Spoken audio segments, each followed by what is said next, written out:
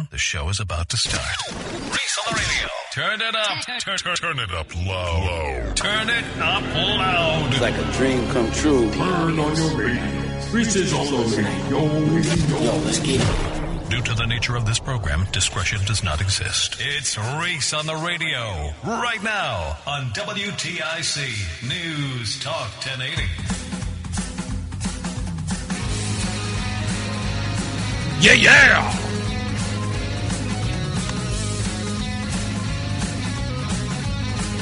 I'm feeling a little better. What's going on, scallywags? Nutmeggers, conversationalists, and I will never forget you haters. It's Reese on the radio on WTIC News Talk 1080.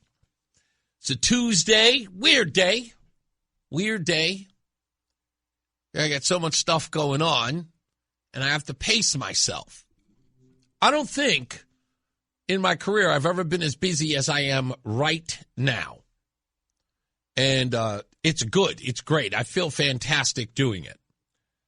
I don't like the cold, but I like doing what I'm doing. It's very, it's fast-paced. I'm never bored. But then again, I'm rarely ever bored.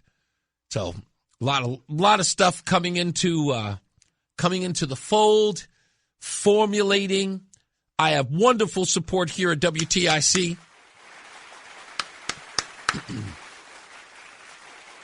And thank everybody. We had a lunch with the folks at Salvation Army, and they gave me a very, very beautiful gift that I can't wait to bring home to my wife.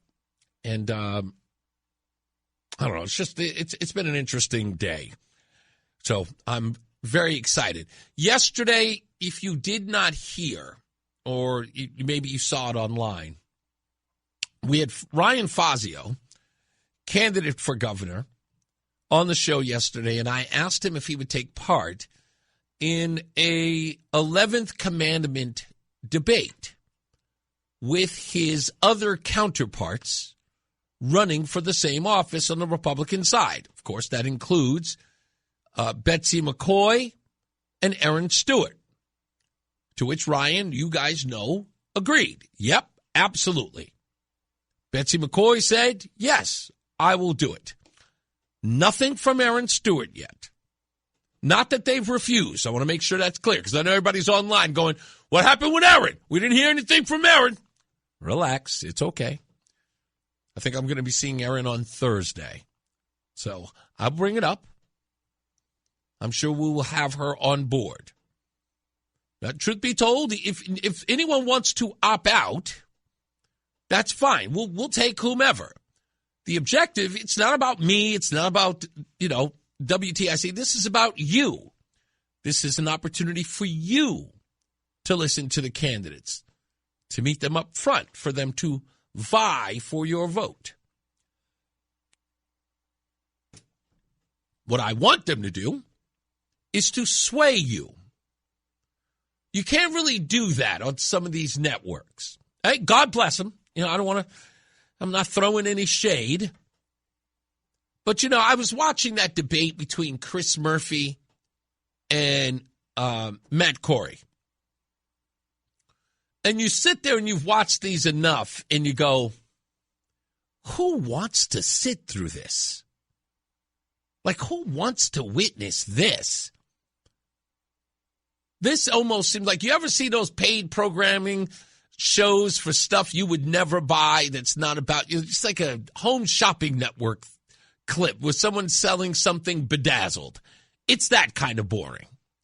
So I don't want to do that. I don't want to do that at all. I want to do something exciting and new. Come aboard. I'm sorry, I couldn't say it without singing. Anyway, I just want to do something different. Okay? I want to do something different. And my cohorts here, Morgan Cunningham, Brian Shackman, and myself, we deserve to hold something like this. It'd be nice if the Democrats would show us that respect, but so what? Maybe they will. Maybe afterwards they'll be like, you know what, that was actually pretty good for them. We should do it over there at WTIC, which we would welcome. But if they don't, no, Whatever. That's fine. I'm sure Dennis House is available. It always seems like I'm ribbing him. Don't get me wrong. I'm not. I don't even know. I know Dennis House in passing when he's filled in here. I'm ribbing just for the sake of ribbing. I've got nothing against Dennis House, just so you know. But yeah, really excited. So WTIC is on board. We're working out the kinks. We're going to make this happen. I'm almost certain we've got a venue. I'm almost certain that all of you, like a real representation of you, will be there. What do you think of 100 seats? Huh? No. What do you think of 200 seats? Yeah, we're talking about doing this big. So if you're down, we're down. So we already know Ryan's down. We already know that Betsy's down. We get Aaron down. That's it. It's done deal. We start working it. Let everybody else come to us, begging us to get in. Can we come? Can we? WFSB knocking on the door. Can we be there too? Can we bring a camera? No. Sure, why not? But you know the drill. We'll do a whole bunch of stuff. It'll be fun. Anyway, so stay tuned for that. The details will come, and we'll break them down to you. Today, I want to talk a little bit about this Billie Eilish thing,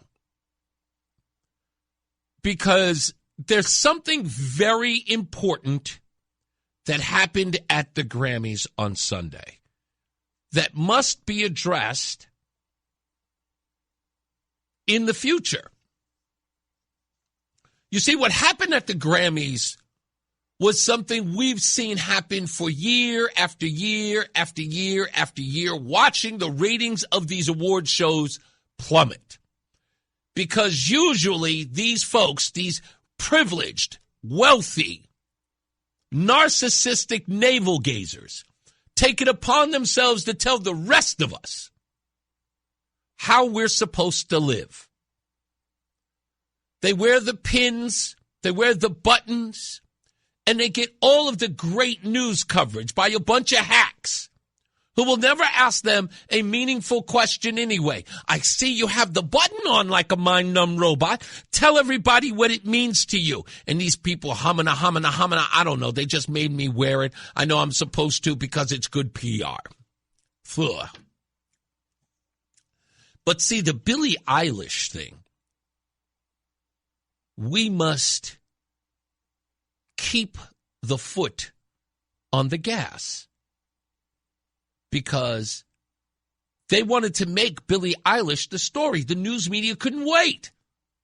Young upstart says F ice. Where's the button?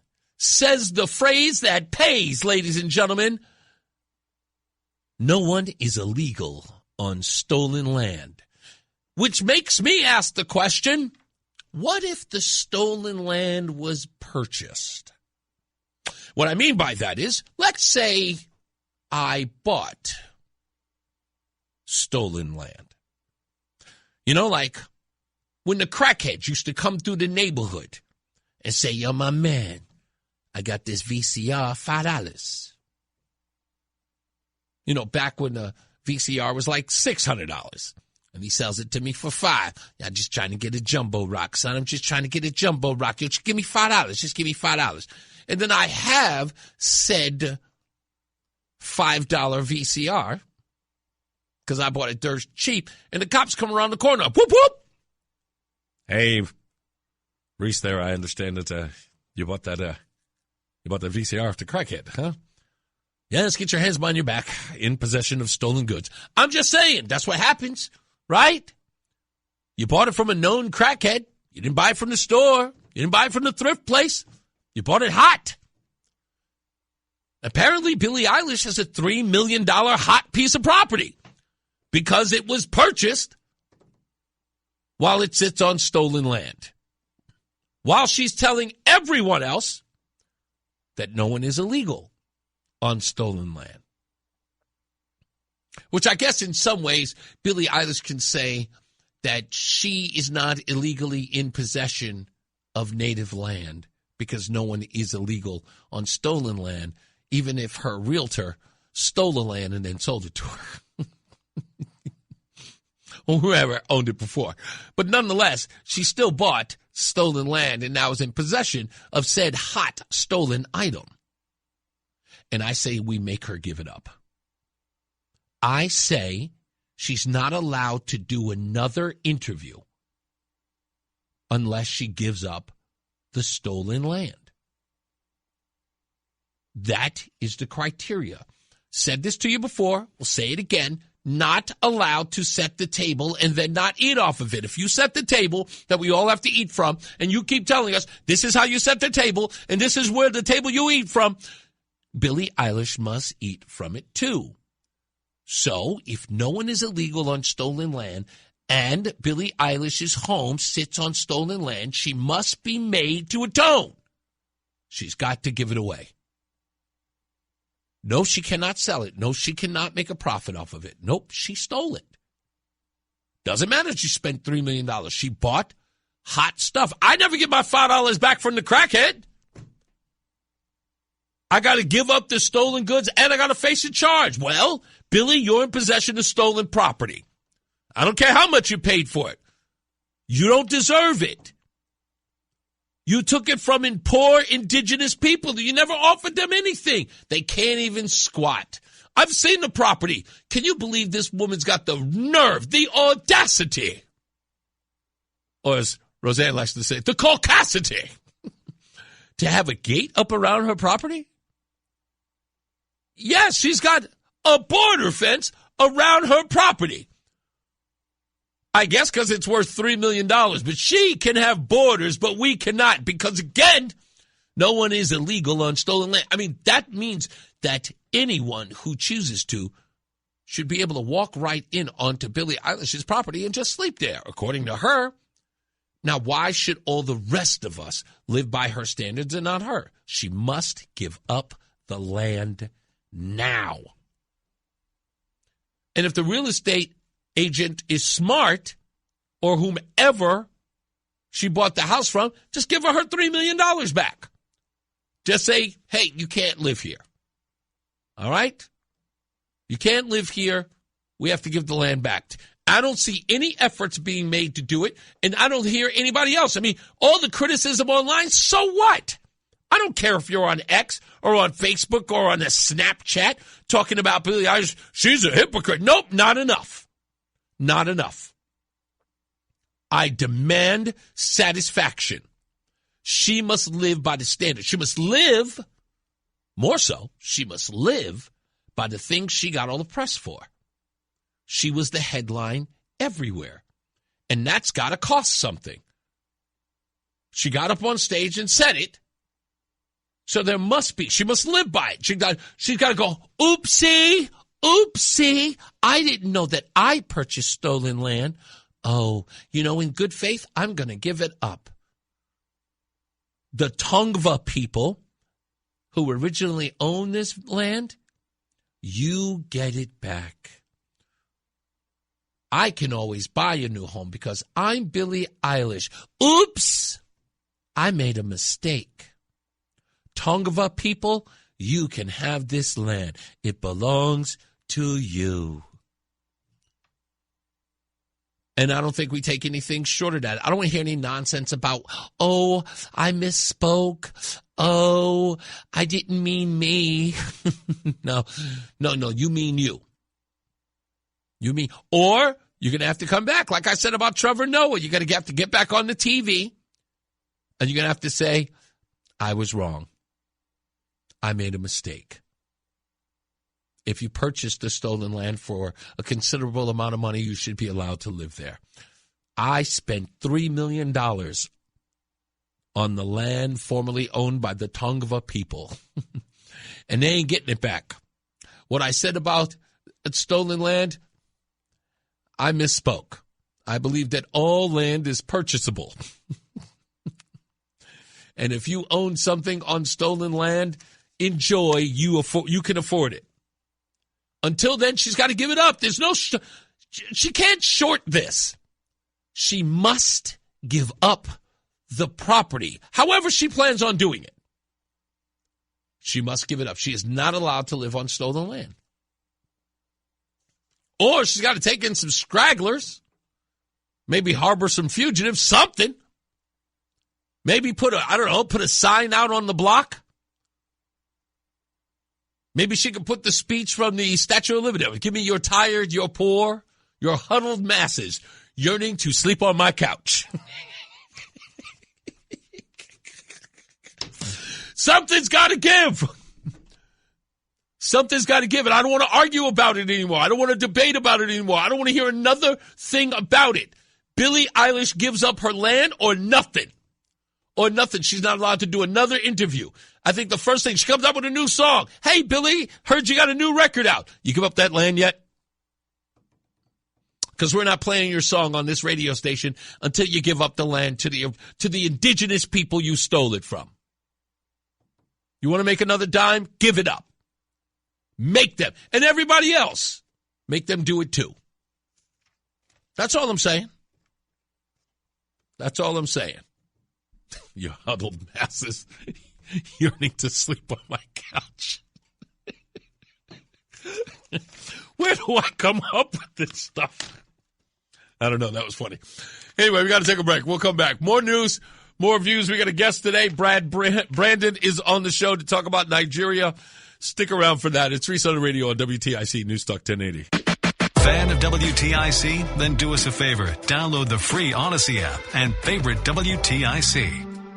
Hey, we're back. Reese on the radio here. I understand that the Department of Education Secretary Linda McMahon had to cancel an appearance here in Connecticut.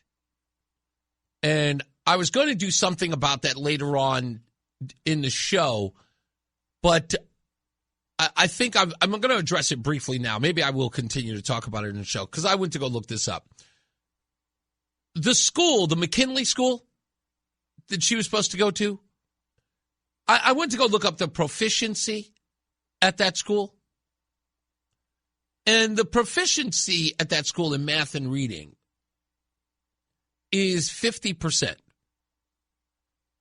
And according to reports, that is good. Half the school isn't proficient. Half the school. In this school and the parents in the school have a problem with Linda McMahon coming to the school. And they created such an uproar that it had to be canceled. So I'm going to extend that invitation to Mrs. McMahon and her team, if she wishes to at least get an opportunity to speak to parents who missed an opportunity to have this administration come to the state. You guys don't know what you are turning down.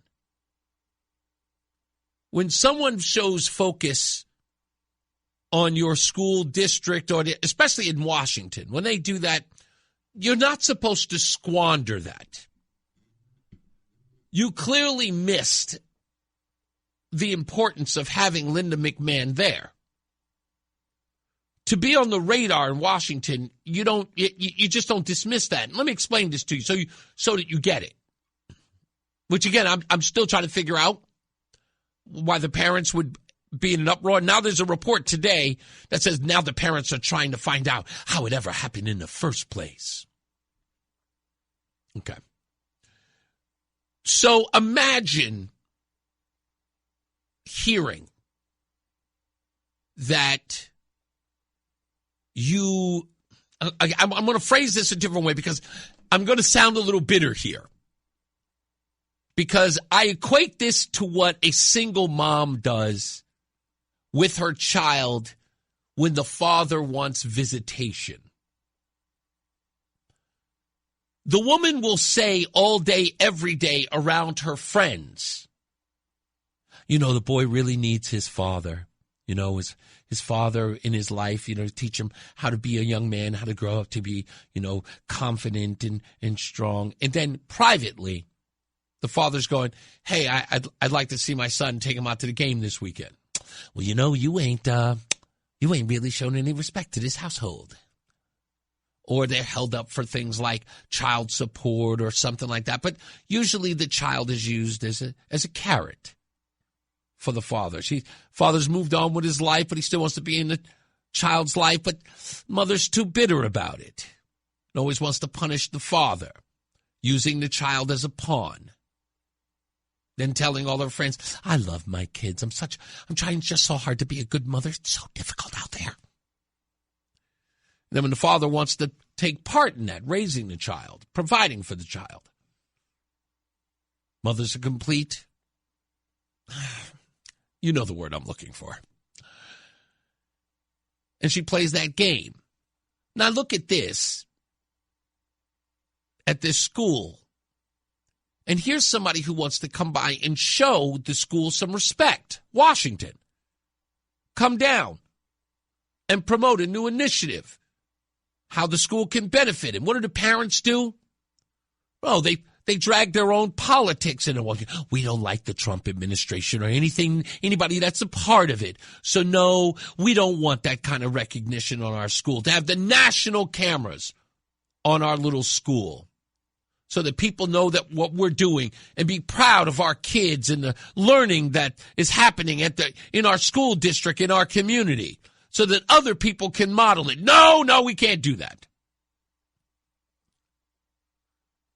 So I just want to say, hey, Mrs. McMahon, if your team wants to come up to Connecticut, you want to sit here, share that message with the people of Connecticut, simple-minded, fair-minded people. When I say simple-minded, in a sense, they don't see everything through the lens of politics.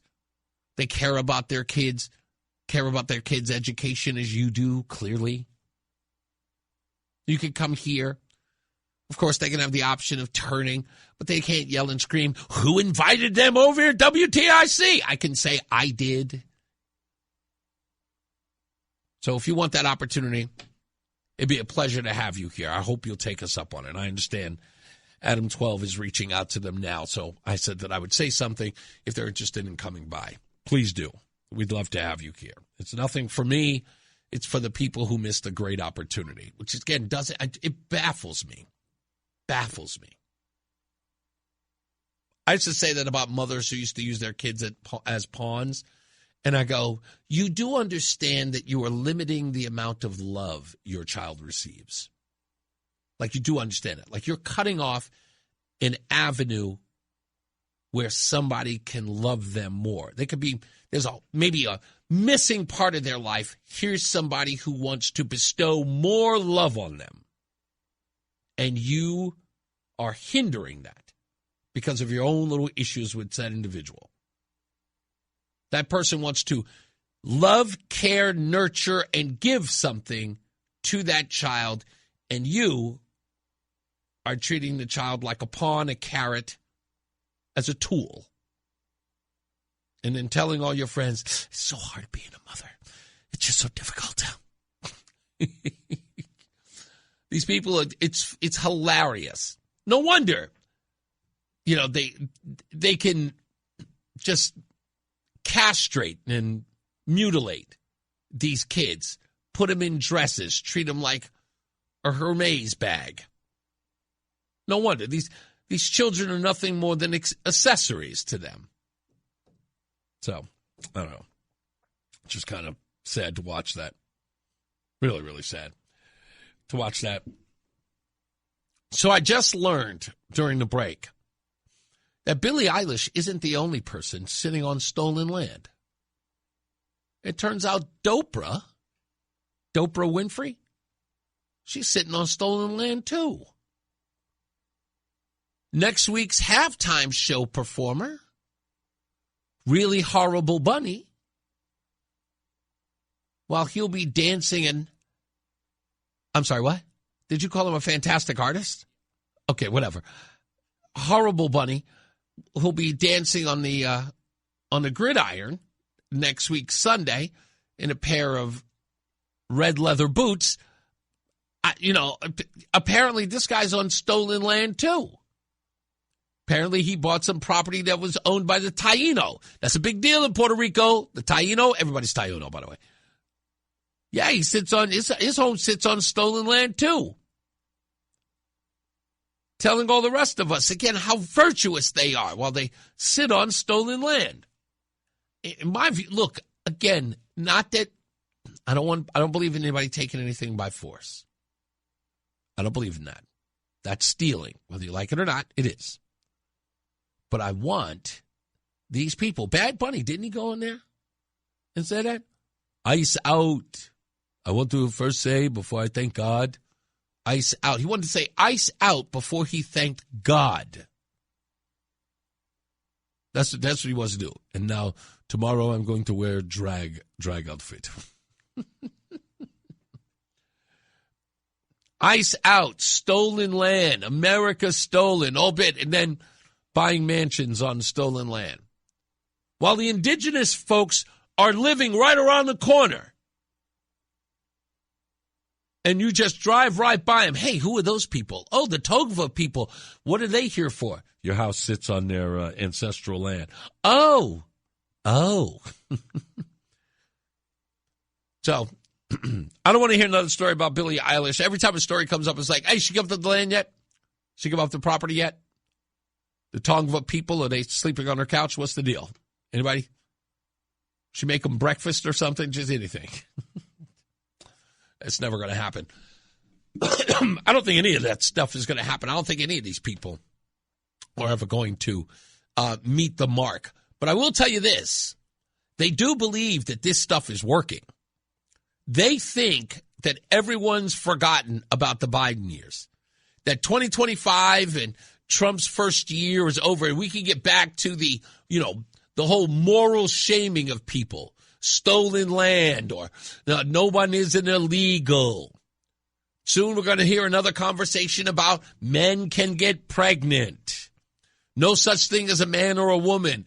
There are 72 genders. They're going to get right back to it because, as I said on this show last year, what else do they have? They run out of ideas. They don't have anything new. They don't. Because everything else, and what I tell you was going to happen, the pendulum swings all the way one way, and then it swings back. And then when people start realizing that it swings back, they have to ask themselves, what am I going to do? So more and more people are saying, okay, look, it's true. A man cannot get pregnant. No, there are only two genders. And they lose. And these people have decided, what am I going to do? Am I going to start going with the normies, or am I going to double down on the crazy?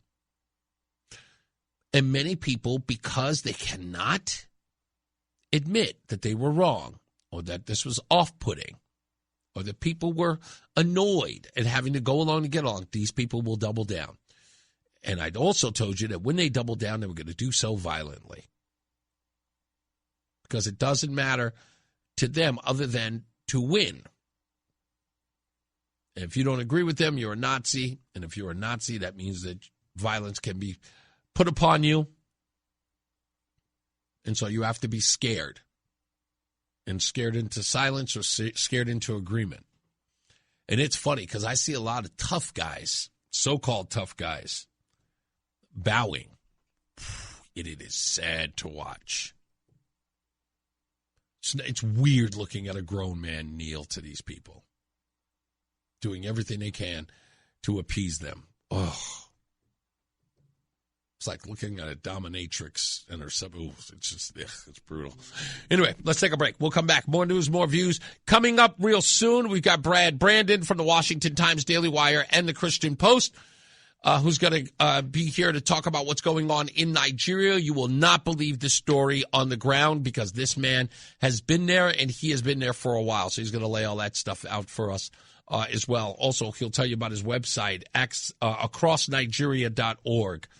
And how you can help with those people struggling, especially Christians, in the northern Nigerian area. We'll be back. It's Reese on the Radio.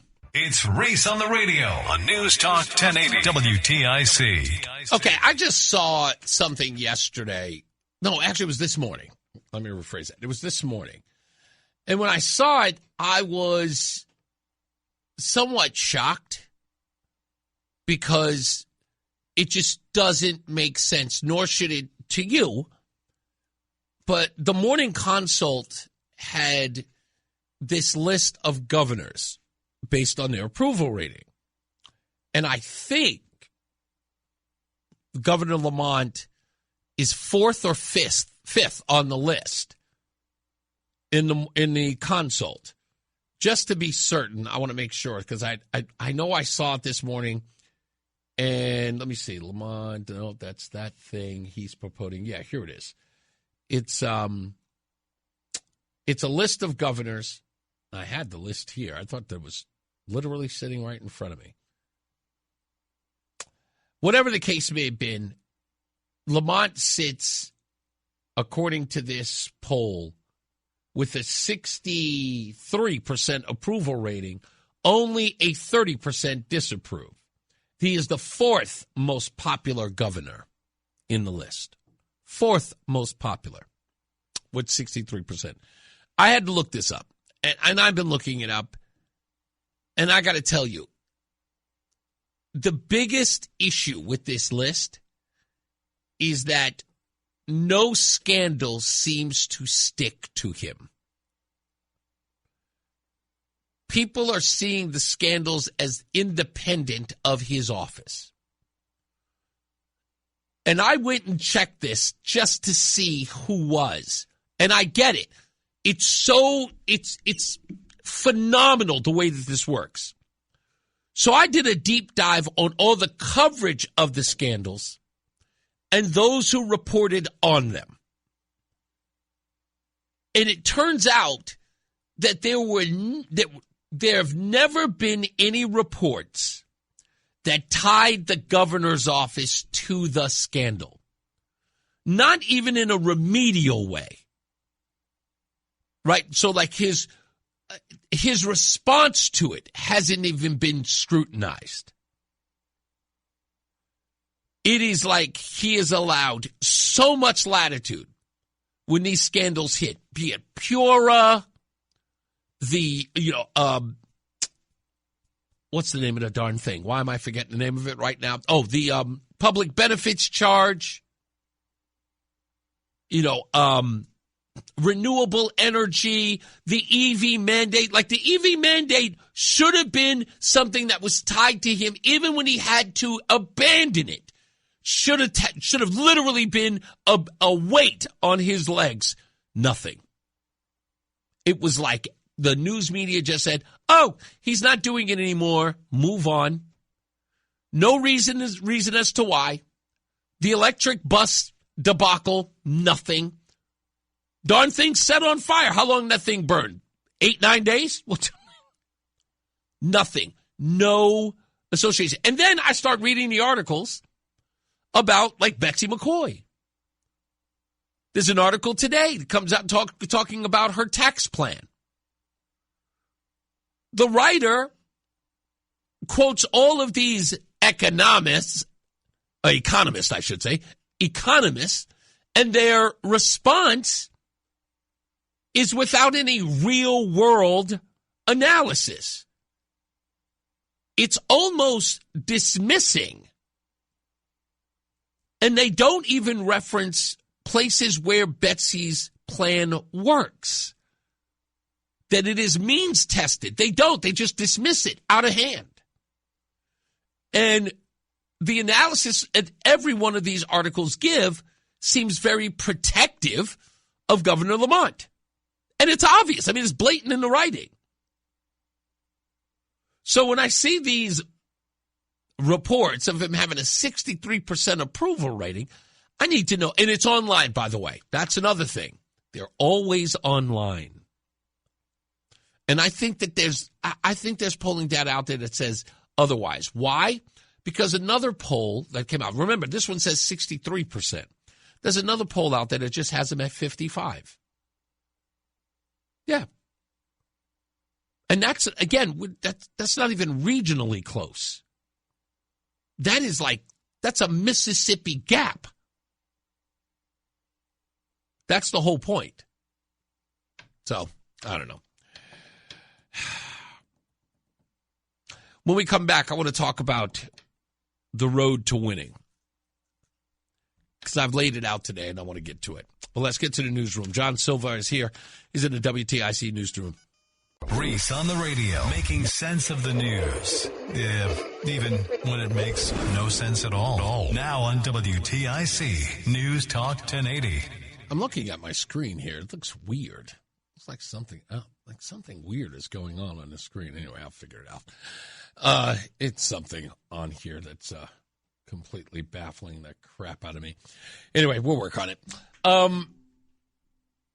So in having my conversations with the Republican candidates, be it Aaron Stewart or Ryan Fozzie or Betsy McCoy, the one thing that they are confident in is the fact that they can win this state. And a lot of them are saying they wouldn't be in this if they didn't think Ned Lamont could be beaten. And I know that for a fact. He can be beaten. There are a lot of elements in order to do that, but he can be beaten. And I think that each of them have looked at strategy in so many different ways as you would expect them to. Some of them are looking the same way, but I look at something else. And that is patterns.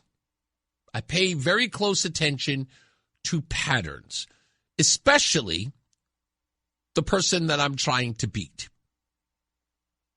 I pay very close attention to them. Art of War stuff. You know, I know you guys, I never read this stuff.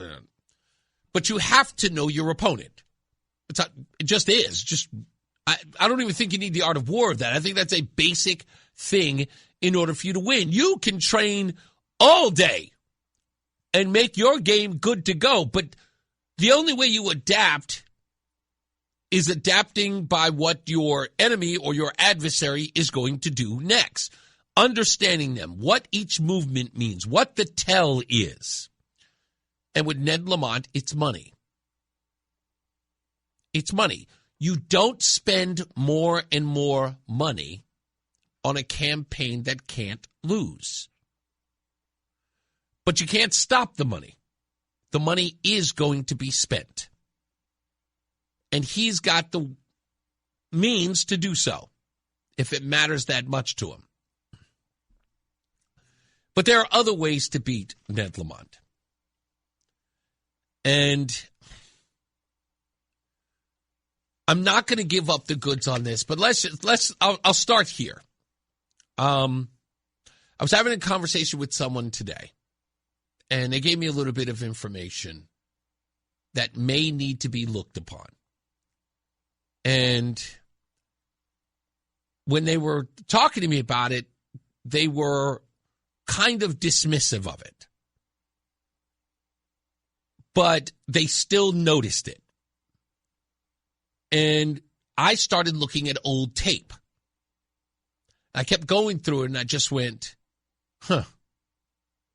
that's obviously happening.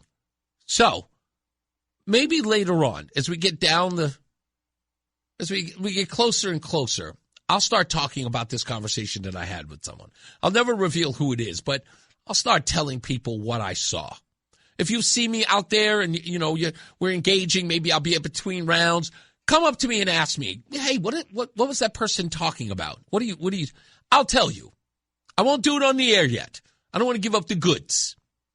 I'll share it with some people, but if you see me out in the street, roaming about, getting a bagel, taking the wife out for ice cream or dinner, say to me, hey, Reese, you were talking about that Ned thing. What happened? I'll tell you. But it's something that people are going to have to start paying attention to real soon. Here's some of the things that I know has to be done in order for either of these candidates, from Betsy to Aaron to Ryan, in order to win. Look at me on a first-name basis with these guys. These were the ones that sort of came out to me. This is an entire playbook. But these are a few that really, really stood out to me. Because these are ways that I would fight and I would win. And unaffiliated is a very, very good place to start. But according to this map, it says that you have to win unaffiliated by 15 to 20 points. Now, that's good. You can do that. It is easy to do, if you ask me. The question is where you get that vote from. And there are a lot of unaffiliated in places like, I don't know, not Hartford, probably not so much Hartford. I would say unaffiliated. If I have to pick a town,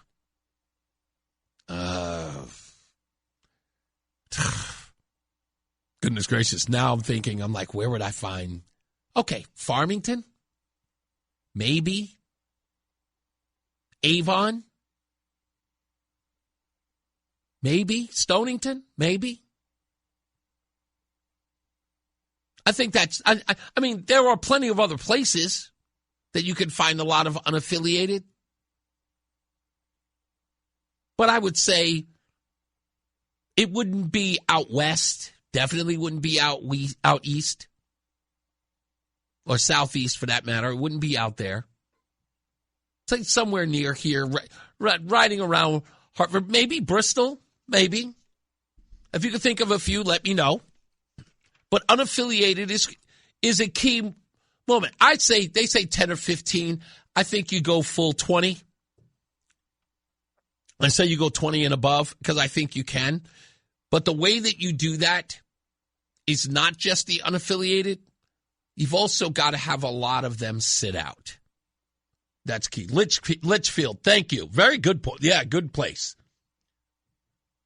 That's Litchfield County is perfect, Joseph. Thank you for that. They say the unaffiliated are moderate messaging, no culture war overkill, focus on fiscal conservatism, cut spending, no new taxes, school choice nods. Stewart, as a suburban mom, has appeal in that area. Fazio's youth could click here. And they're saying it's doable with the right candidate, as long as they stay on the moderate messaging. Fiscal stuff, no culture war stuff. And that's true. The unaffiliated don't really care for a lot of the culture war stuff. You don't have to have a conversation about transgender kids with them. You don't. Another one that I really, really liked on this list was depress Dem turnout in cities. Now, this is very true that Bridgeport, New Haven. Did you see the numbers in the New Haven election, by the way? Did you see what those numbers were? That's a very important thing. Those numbers were infinitesimal. By any stretch of the imagination, garbage numbers. But statewide, those people are going to stay home. So, and I had this conversation. I'm trying to remember who I had this conversation with. A young woman by the name of Wendy. She was at the Grassroots East event. And she and I were talking about this. And I said, you know, there are a lot of people in the Democrat Party in urban areas who have no interest in voting this November. None. And the ground game has got to be telling those folks or making sure those folks don't come out to vote. As much as Democrats are going to need them, those folks have to be completely disenchanted by the idea of voting for Lamont a third time, or even a first time if they've never voted before. Democrats, of course, are going to do whatever they can and going to say, you know, the Republicans this and the Republicans that. That's fine. Outside of driving folks to the ballots or to the polling places, the enthusiasm has to be completely destroyed.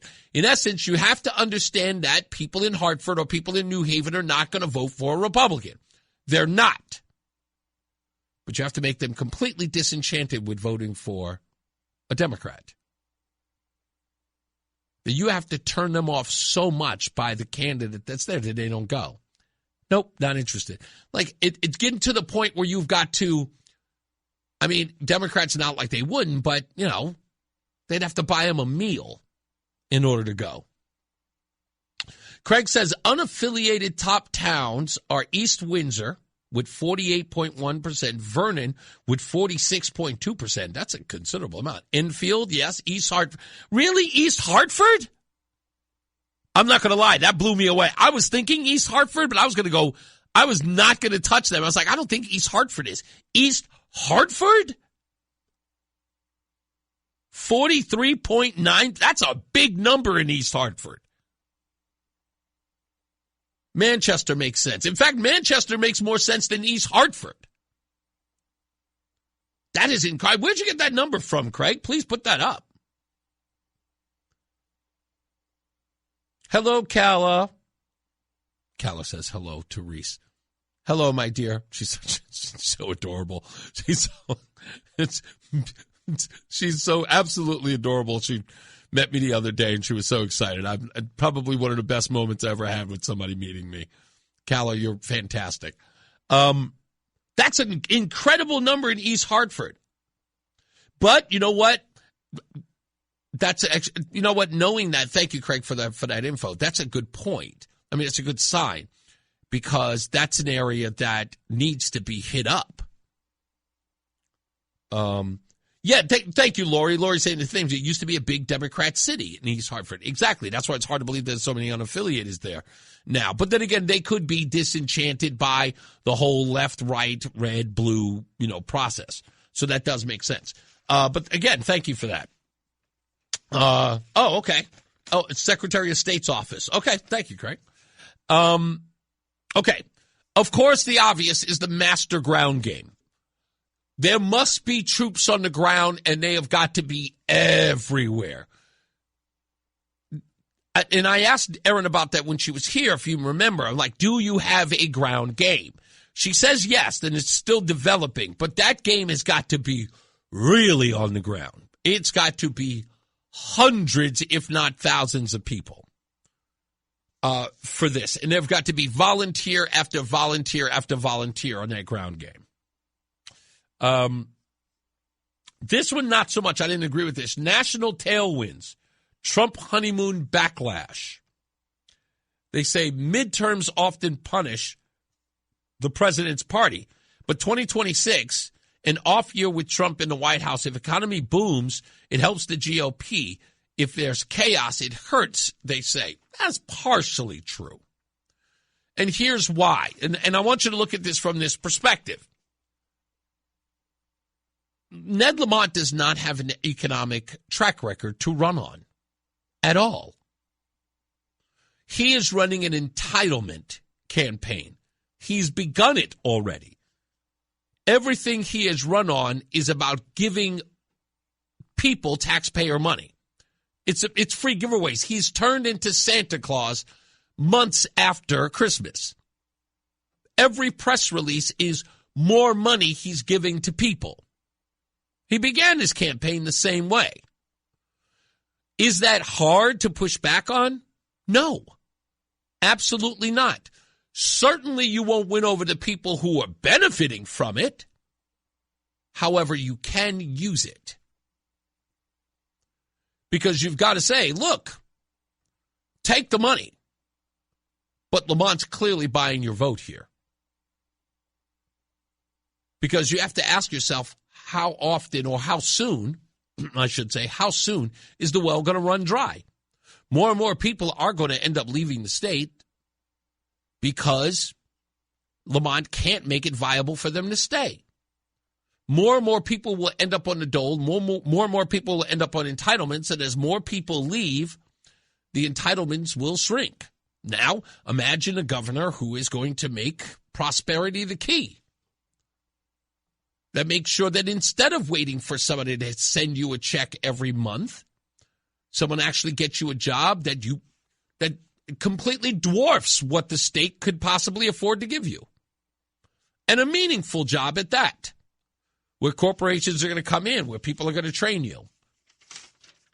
That's the way that you're going to have to sort of combat that. And there's this idea, and I agree with it to some extent. There is an idea that there are people who live in a state who would rather be on the dole than ever work for their keep.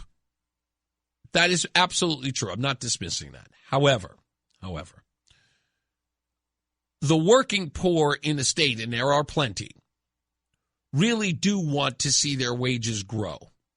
There are more people in that space who do not want to end up on welfare than there are people who are willing to stay in that place. Now, there are, cretins, you know who they are, but they're not that. They're few and far between, believe me.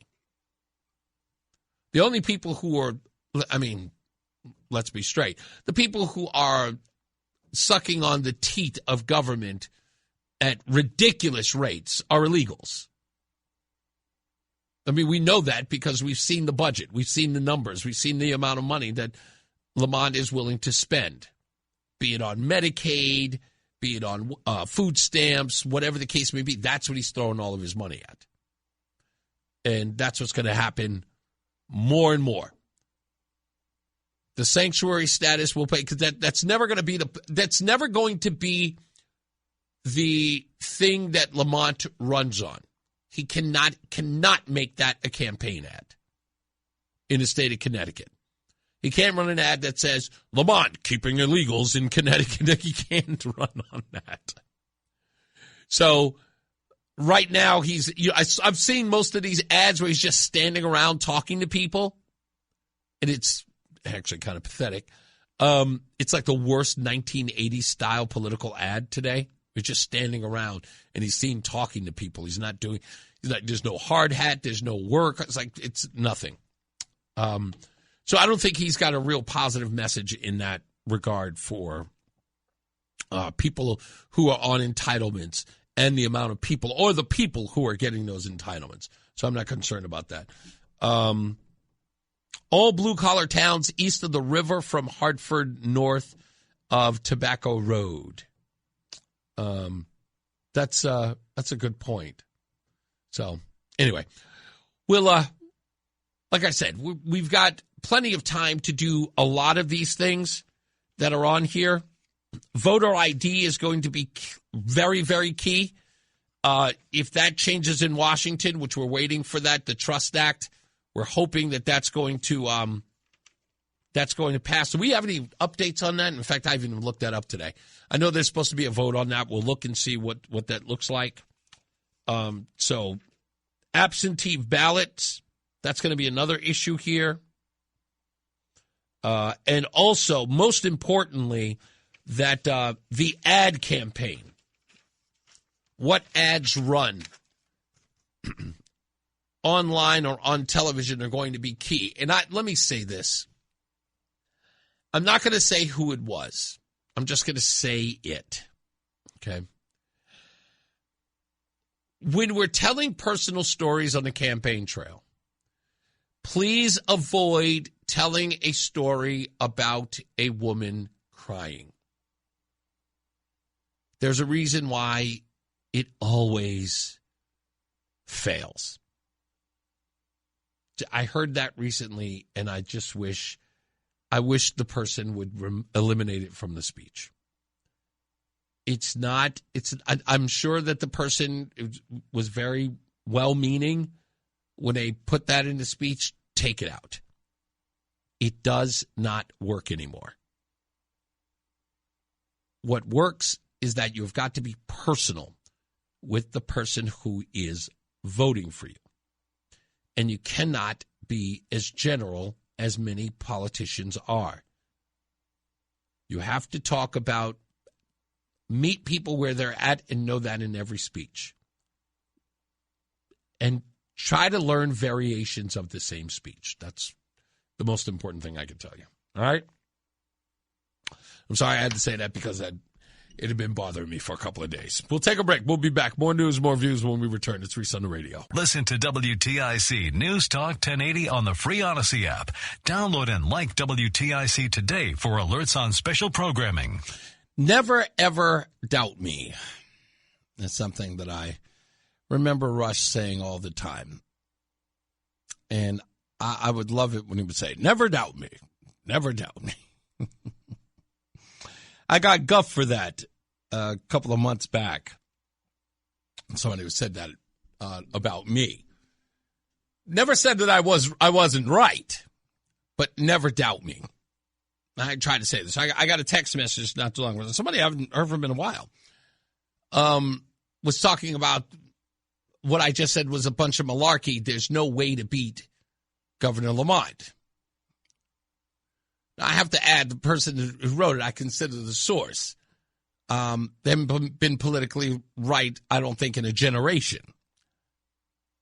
But let me, instead of just saying that I know I'm right, just for the sake of, well, I know I'm right. No, let me just try.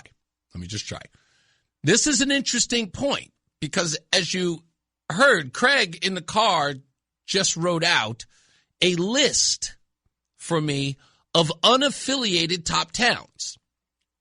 Let me read them again. This is very important, because what I'm about to read to you in my quick research after he said it, I was like, wow, that's crazy, in a place like East Hartford. Let me read the list again. East Windsor, 48.1%, Vernon, 46.2%, Enfield, 44.4%, East Hartford, 43.9%, Manchester, 42.7%. That's the amount of unaffiliated voters per town. These are the top towns. Then this. The primary source of growth of unaffiliated voters come from former Democrats. In 100 towns in Connecticut, every one of them, okay, saw a decrease in Democrat voters that became unaffiliated. In other words, Democrat voters became more unaffiliated than Republicans did. In fact, Republicans gained in party switching, while Democrats declined. This says that registered Democrats have been dropping steadily, with their share of total votes falling by nearly 2 percentage points since 2020. Meanwhile, Republicans have actually gained ground, up about 0.7 points over the same period, with notable increases in cities like Hartford and New Haven. And unaffiliated voters peaked at around 1 point.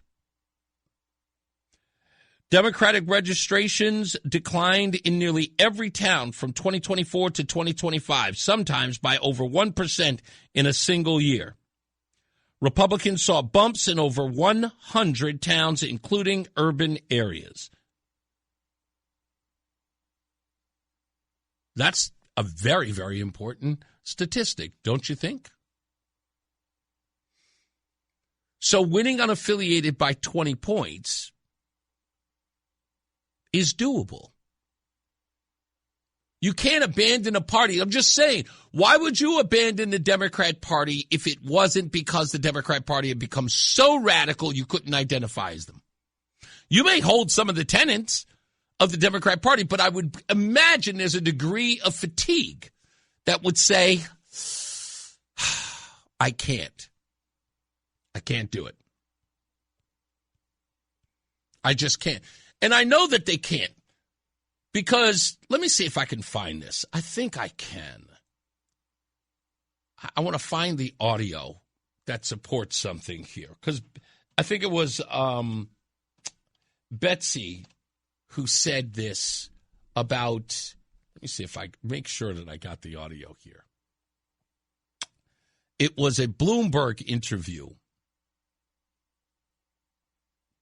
Yeah, here it is. I think this is it. This is Bloomberg, Lamont doing a Bloomberg interview, talking about the party getting smaller.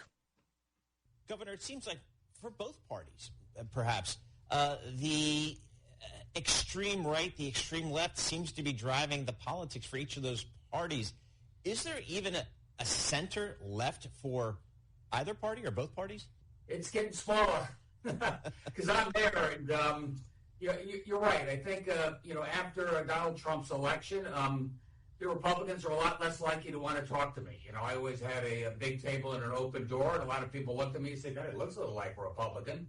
And the Democrats are sort of really fighting Trump every day, and if you don't go after him on a daily basis, you're sort of being weak in terms of your principles. So you're right. The middle's getting very small, and that's not a good thing for America. Yeah, the middle's getting very small, he says. But what did Lamont do in response to that? As Betsy McCoy pointed out, he became more left. For political survival's case, he had to. Which is why he said something like this after the election of Zohran Mamdani. I think he is a big deal. I think he's transformative. I love what he's doing on a universal pre-K for everybody. Same thing that we're doing right here. Talking about free bus service for folks. We did that all during COVID as well. You were supportive of Andrew Cuomo. Are you now supportive of Zohran Mamdani in New York? I just said that I had worked with Andrew Cuomo when he was governor, so I can work with whoever the next mayor is. And that's Mamdani. Absolutely. I look forward to working with him. The first call he's going to get from us. Look, New York City is the financial capital of the world. And Stamford, Connecticut, and Southern Connecticut are a big piece of that ecosystem. We have to work together closely. So, what do you expect from him? That's all. What do you expect? He's going to become more and more progressive. He doesn't have a choice. Aaron says he's using a lot of words to say nothing. That's Ned for you, my friend.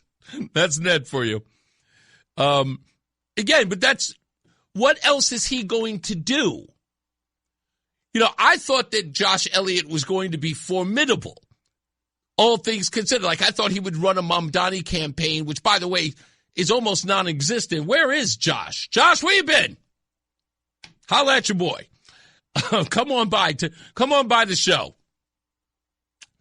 But he's been absolutely non-existent. But I thought that was going to be the thing. Josh Elliott was going to be the thing that was going to push Lamont to the far left. Turns out it took nothing. It took nothing for the guy to become far left. That's why he's here. The housing bill, we wouldn't be there if the guy wasn't desperate. And so, that's where we are. I was under the impression that Trump lost Connecticut by 150,000 or so votes. That's not much for a blue state. It isn't. Aaron also writes that Ned Lamont is very defeatable. But you can always count on Republicans in Connecticut, in particular, to really excel at pulling defeat from the jaws of victory. Yes, that's been said a lot. Those days are over, Aaron, I promise you. Those days are over. Let me take one before I go to break. Ken is in Meriden. How are we doing, Ken? I'm doing good, Reese. How you doing? Pretty good, sir. What do you got? The only issue I have with the upcoming election is, I have more than one issue. Sure. Is, we have the early voting now. Yeah. And if you recall, I don't know if it's changed, but I remember Lamont's first go-round, they kept the polls open past 8 o'clock, and they allowed out-of-state college students to vote. And the reason they say, they're living in Connecticut. Well, they may be living in Connecticut, but it's not their home of record. That's right. Which is why this lawsuit by the Department of Justice to get the voter rolls are so important before this election. And they haven't turned them over yet. No, but they're going to be forced to, without a doubt. They can fight it all day. It's going to get done. That information is getting to the federal government, whether they like it or not. And Lamont does. William Tong doesn't have a leg to stand on. Neither does the Secretary of State. We need to get that stuff turned over because during I'm not sure. I don't remember if it was 24 or if it was Lamont's last one.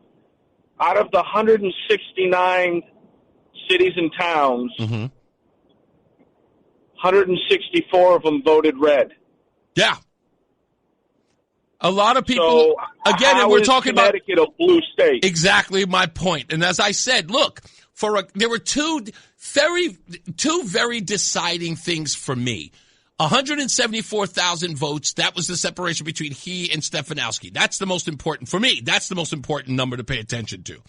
Second most important number to consider is the fact, again, we are being told by everybody. By the way, as I started this conversation out, we're talking about the fourth most popular governor in the country with a 63% approval rating, and the guy is projected to spend another $5 million more than he spent in the last election, which was $25 million. They're expecting him. He's projected to spend $30 million on the next election, and he doesn't even know who his opponent is.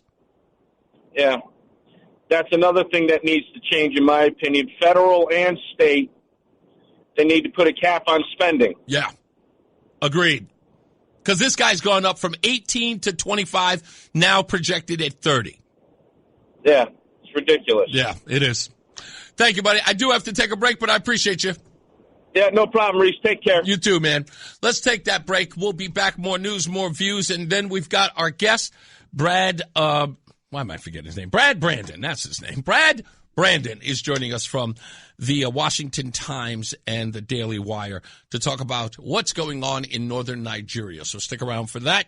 We'll be back. It's Reese on the Radio. It's Reese on the Radio on News Talk 1080 WTIC. We're back.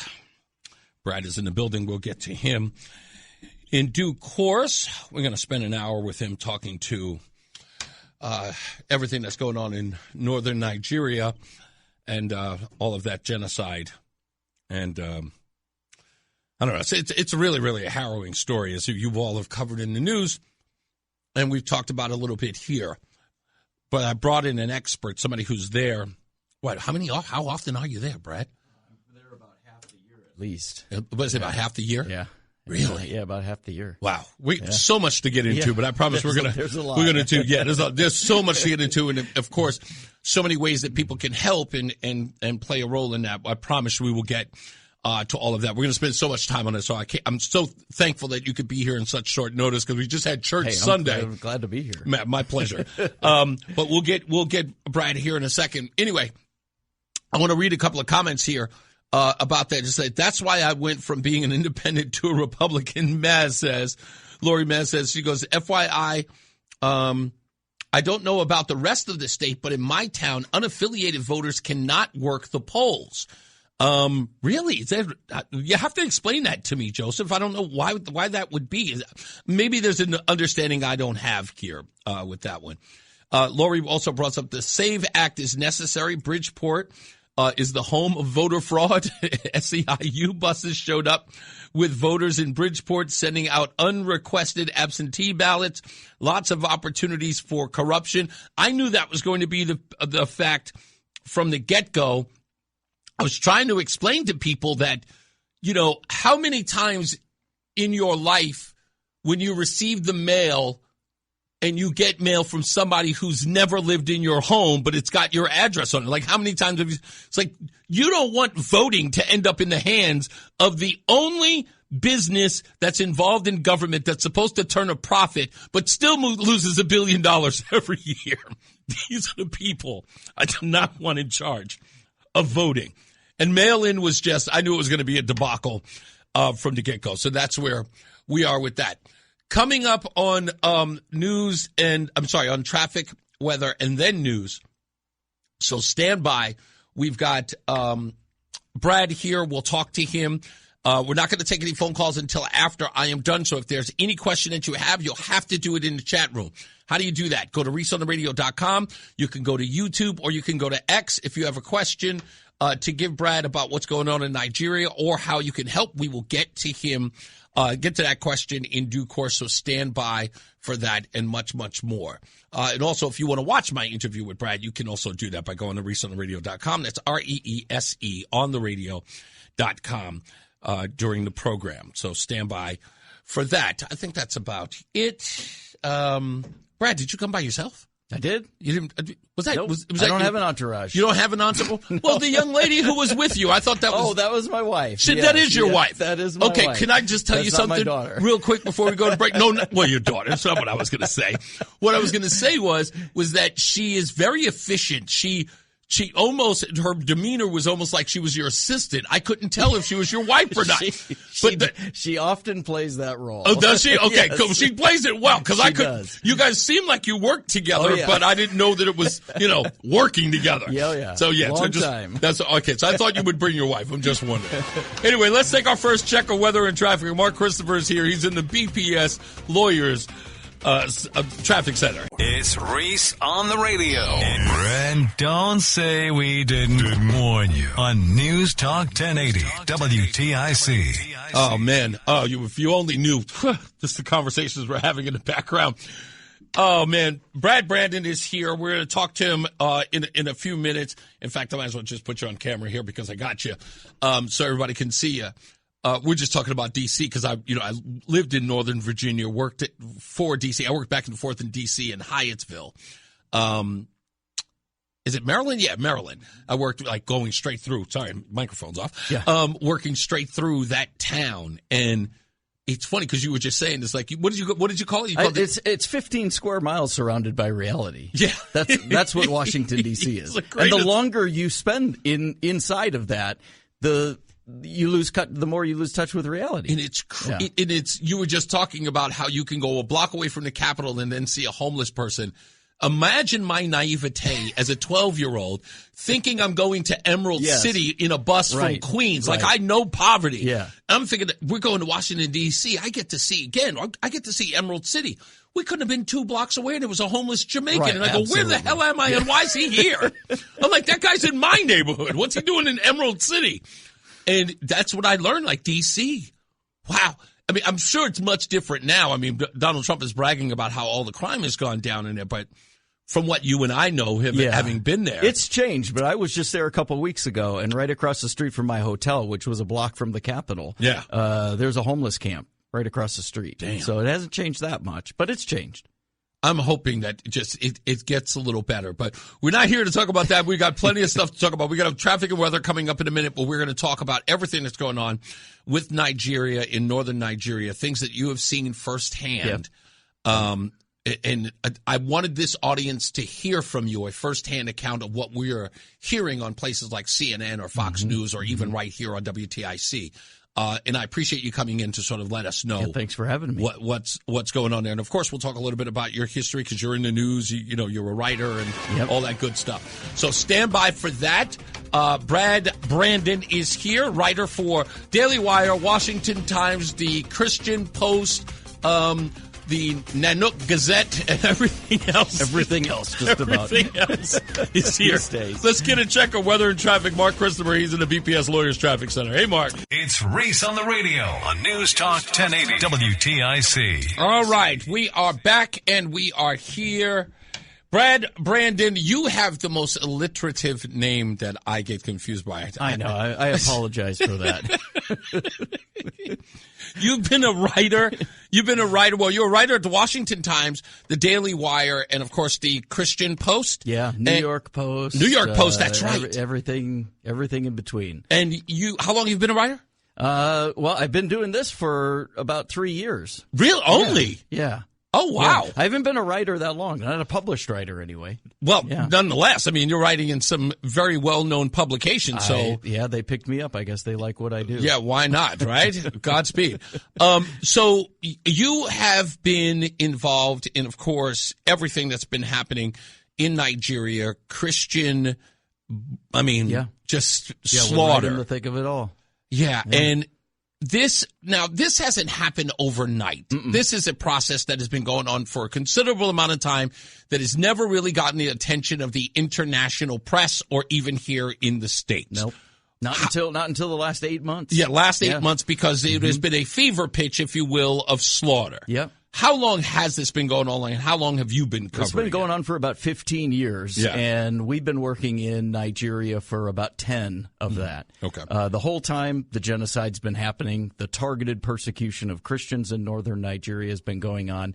We've been screaming from the mountaintops about this issue, and for the most part, it's been ignored. I used to travel around and speak at churches and conferences, and I'd ask people, this is 8 years ago, how many know what's happening in Nigeria? No hands would go up. I was just speaking at a church the other Sunday and asked the congregation how many know what's going on in Nigeria. Every hand went up. Yeah. So whatever we're doing is working as of late. But yeah, you're right. For the most part, it's been ignored for the last decade or longer. Yeah. Is it now in Nigeria, as far as the Christian population is concerned?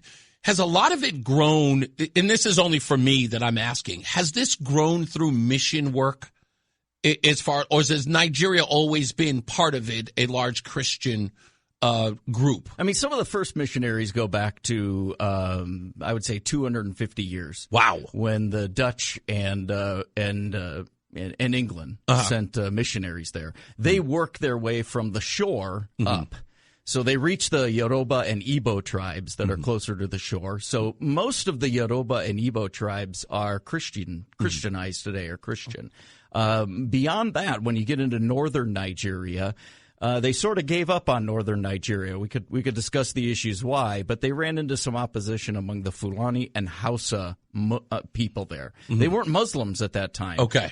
So then after that vacuum left it open for the Muslims to come down from the north, and they converted the north. So what you have right now is southern Nigeria being predominantly Christian, about 80-85%, and then northern Nigeria being about 90-95% Muslim. Right. Yeah, so that's where you get the divide. Now, even if there is a divide, where does the provocation come? I mean, I'm assuming it comes from the Muslim north, but why? Is there a reason which they don't want Christianity spread? Is it an infidel thing? Sort of the back and forth between, Muslim faith versus Christian faith. And this is just the tactics that this Muslim faction is using against Christians because they are more of in their view, a docile group. Yeah, it's a combination of things. Okay. So I think, first of all, there's an ideological problem among radical Muslims. So you have groups like ISWA, which is the Islamic State of West Africa. It's the ISIS of West Africa. Okay. And then you have a group called Boko Haram. Very familiar. Right. And then you have some other groups called Lakurawa and some other fractionalized groups off of those. Those are all ideologically based. They are very terroristic in sense. Absolutely. Yeah. They are dangerous. They kidnap people. They kill people all the time. In fact, since 2009, there's been over 60,000 Christians that have been killed. 3 million Christians are displaced in the country, meaning their homes and their villages have been absolutely destroyed. They have nowhere else to go. They're thrown into what we call IDP camps, internally displaced persons camps. Horrible conditions. Lack of food, lack of clean water, medical care, all of those things. People dying by the thousands in these camps. So it's not just about the killing; it's about people being displaced as well. The UN estimates, if you can trust the UN, sometimes you can. No. 350,000 people have died since 2002. That's the formation of Boko Haram. 350,000 people. That's not directly from the violence, but that's from the instability that's brought into the region by groups like Boko Haram and ISWA. So those are the areas that we operate in. We operate in areas that are controlled by Boko Haram. We operate in areas that are controlled by ISWA and Lakurawa. That's what we do. Most of northern Nigeria is controlled by Sharia law. 12 of the northern Nigeria states are controlled by Sharia law. It's a very strict form of Sharia law. This is the kind of Sharia law where if you're caught stealing, they chop off your hand. If you're caught doing drugs, they give you 40 lashes. And under the blasphemy laws in Sharia, they call for the death of anyone who converts from Muslim to Christianity. Right. So we deal with that all the time. There are people who leave Islam and come to faith in Christ, and their own family and communities will put a contract out on them to kill them or hire somebody to kill them. So we'll go into those areas and we'll extract people out of what we call situations of imminent danger, and we bring them to our refugee facility where they restart their life. Yeah. The government has frozen their bank accounts, taken their assets, even sometimes taken their children. They literally come to us with nothing but the clothes on their back, and we help them to restart their life from that. So to answer your question, yes, it's ideologically based, but there's also an issue. I would call it a socioeconomic issue. Okay. Because of the conditions. You have people who make less than $1 a day. Food is probably more expensive there than it is here because of inflation. Mm-hmm. And so all of those things are feeding into the radicals and feeding into the what would you call it? The discontentment of people there. They're trying to survive. They'll do anything to survive. You also have people who are being recruited by ISWA and Boko Haram who don't want to be part of it, but they're forced to. Basically, they're told, hey, if you don't join us, we'll kill your cattle, we'll kill your children. So you have all kinds of issues coming together. There is an issue with the Fulani Muslims, and the Fulani Muslims are not an ideological group like Boko Haram and ISWA. They're an ethnic group of people, and they predominantly herd cattle. That's what they've done. The history of what they do. They herd cattle. And the Christians in northern Nigeria predominantly are farmers. So what you have throughout the year, depending on the conditions, particularly during the dry season, you have the cattle wandering onto the farmers' crops. The farmers come out, try to defend their livelihood, chase the cattle off. The Fulani Muslims come in and retaliate, and before you know it, there's an entire village that's wiped out. Yeah, wow. I was just in a village called Yalawata, and this was just back in June. 250 Christians were killed in one night, and it all basically goes back to a conflict over grazing ground for cattle. Something as futile as wow. Yeah. Let me ask you this. So you have lobbied anyone and everyone you can reach in Washington. Absolutely. To draw attention to this in a way that is meaningful. In essence, not that you have asked for refugees to be brought to the United States. You wish for their land to be safe for Christians to live. Yes. What efforts are you making in Washington? Who's helping? Who's not? Not that I need to drag anybody, but talk to me about some of the things that you're trying to get Washington to do there, and then tell me some of the obstacles you're facing. We've been advocating for members of Congress and even the White House. We have a coalition of congressmen and congresswomen who we're working with on this issue, centered around this issue. We've also been working with the White House as well. And basically what we want is some accountability for Nigeria.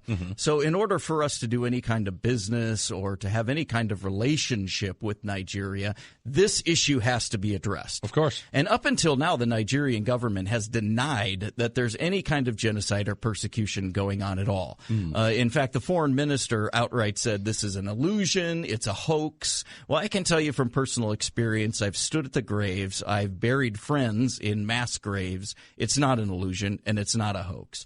But they continue to say that it is. So I would say for about the last 8 months, I've been in Washington, D.C. more than I care to be. And we've been working with our coalition. They are working with the White House to try to get some kind of accountability for Nigeria, to Nigeria. So what that looks like is, I would say it's about 5 months ago, that Ted Cruz, and working with his office, he authored and introduced the Nigerian Accountability Act. So what that does is, number one, it puts Nigeria on the country of particular concern list, which President Trump already did, by the way. I remember. And that was a huge step because, and let me just go back and explain this. President Trump put Nigeria back on the country of particular concern list when in his first term. President Biden, one of the first things he did was take them off the CPC list. Really? Yeah, absolutely. Now, the reason for that is financially driven. It all goes back to the money. That's one thing I've learned doing this. You were talking to me about that off air. Yeah. So what happens is when your country is on the country of particular concern list, there's limitations to what those countries can do and their interaction with the United States. Right. So take, for example, this is just one small example. Nigeria has some of the largest airlines in Africa. Well, they have to buy airplane parts from Boeing and other places, and we manufacture those here. It's going to be very difficult for them to get those parts when they're on the CPC list. Right. You can do it, but it's more complicated. So that's just one example of why there's a financial motivation for an administration to take them off the list, right? And so that's what President Biden did. So that year that he did that, there were 7,000 Christians that were killed in northern Nigeria. So while Christians are being slaughtered in northern Nigeria, President Biden takes them off the country of particular concern. Let me ask you this, Brad.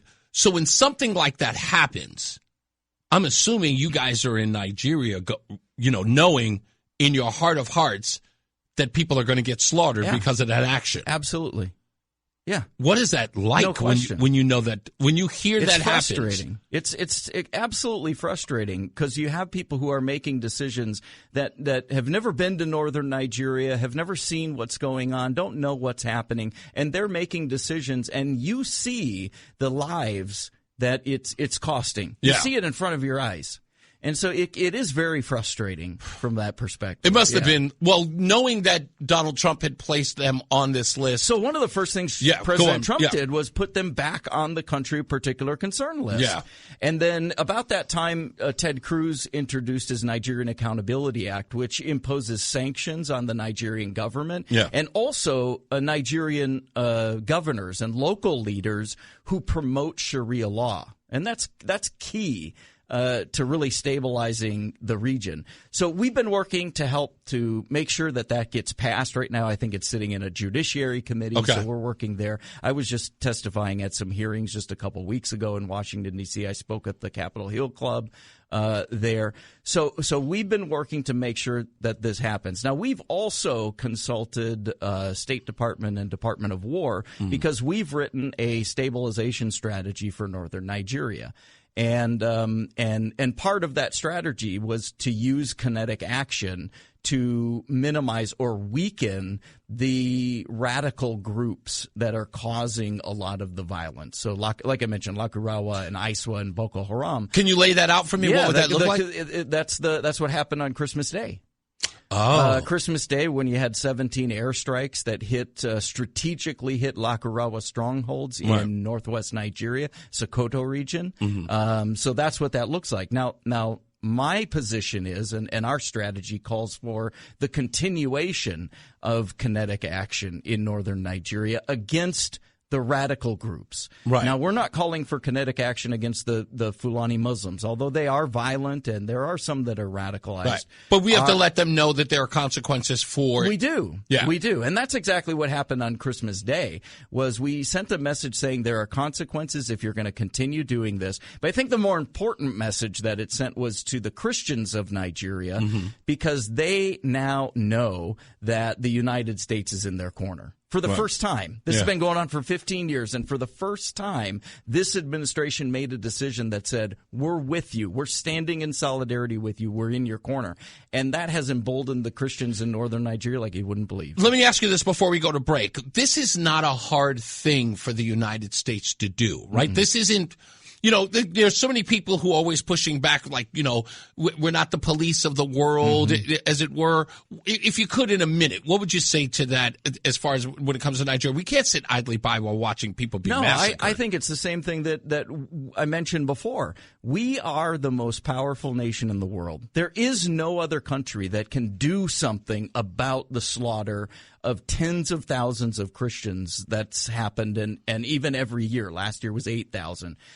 We're the only country that can do something about it. When you're the only one that can stop something, you are morally obligated and you have a responsibility to step in. It'd be the same thing in your home or your neighborhood. If you could stop some atrocity from happening, and you stood by and said, I don't really feel like it today, you're morally obligated to say. It's the same thing when it comes to countries. We're the only one who can do something about it, and so that puts us on another level that makes us responsible to respond. I tell people all the time, we are the most powerful source of good on this earth, and we have to use it judiciously, without a doubt.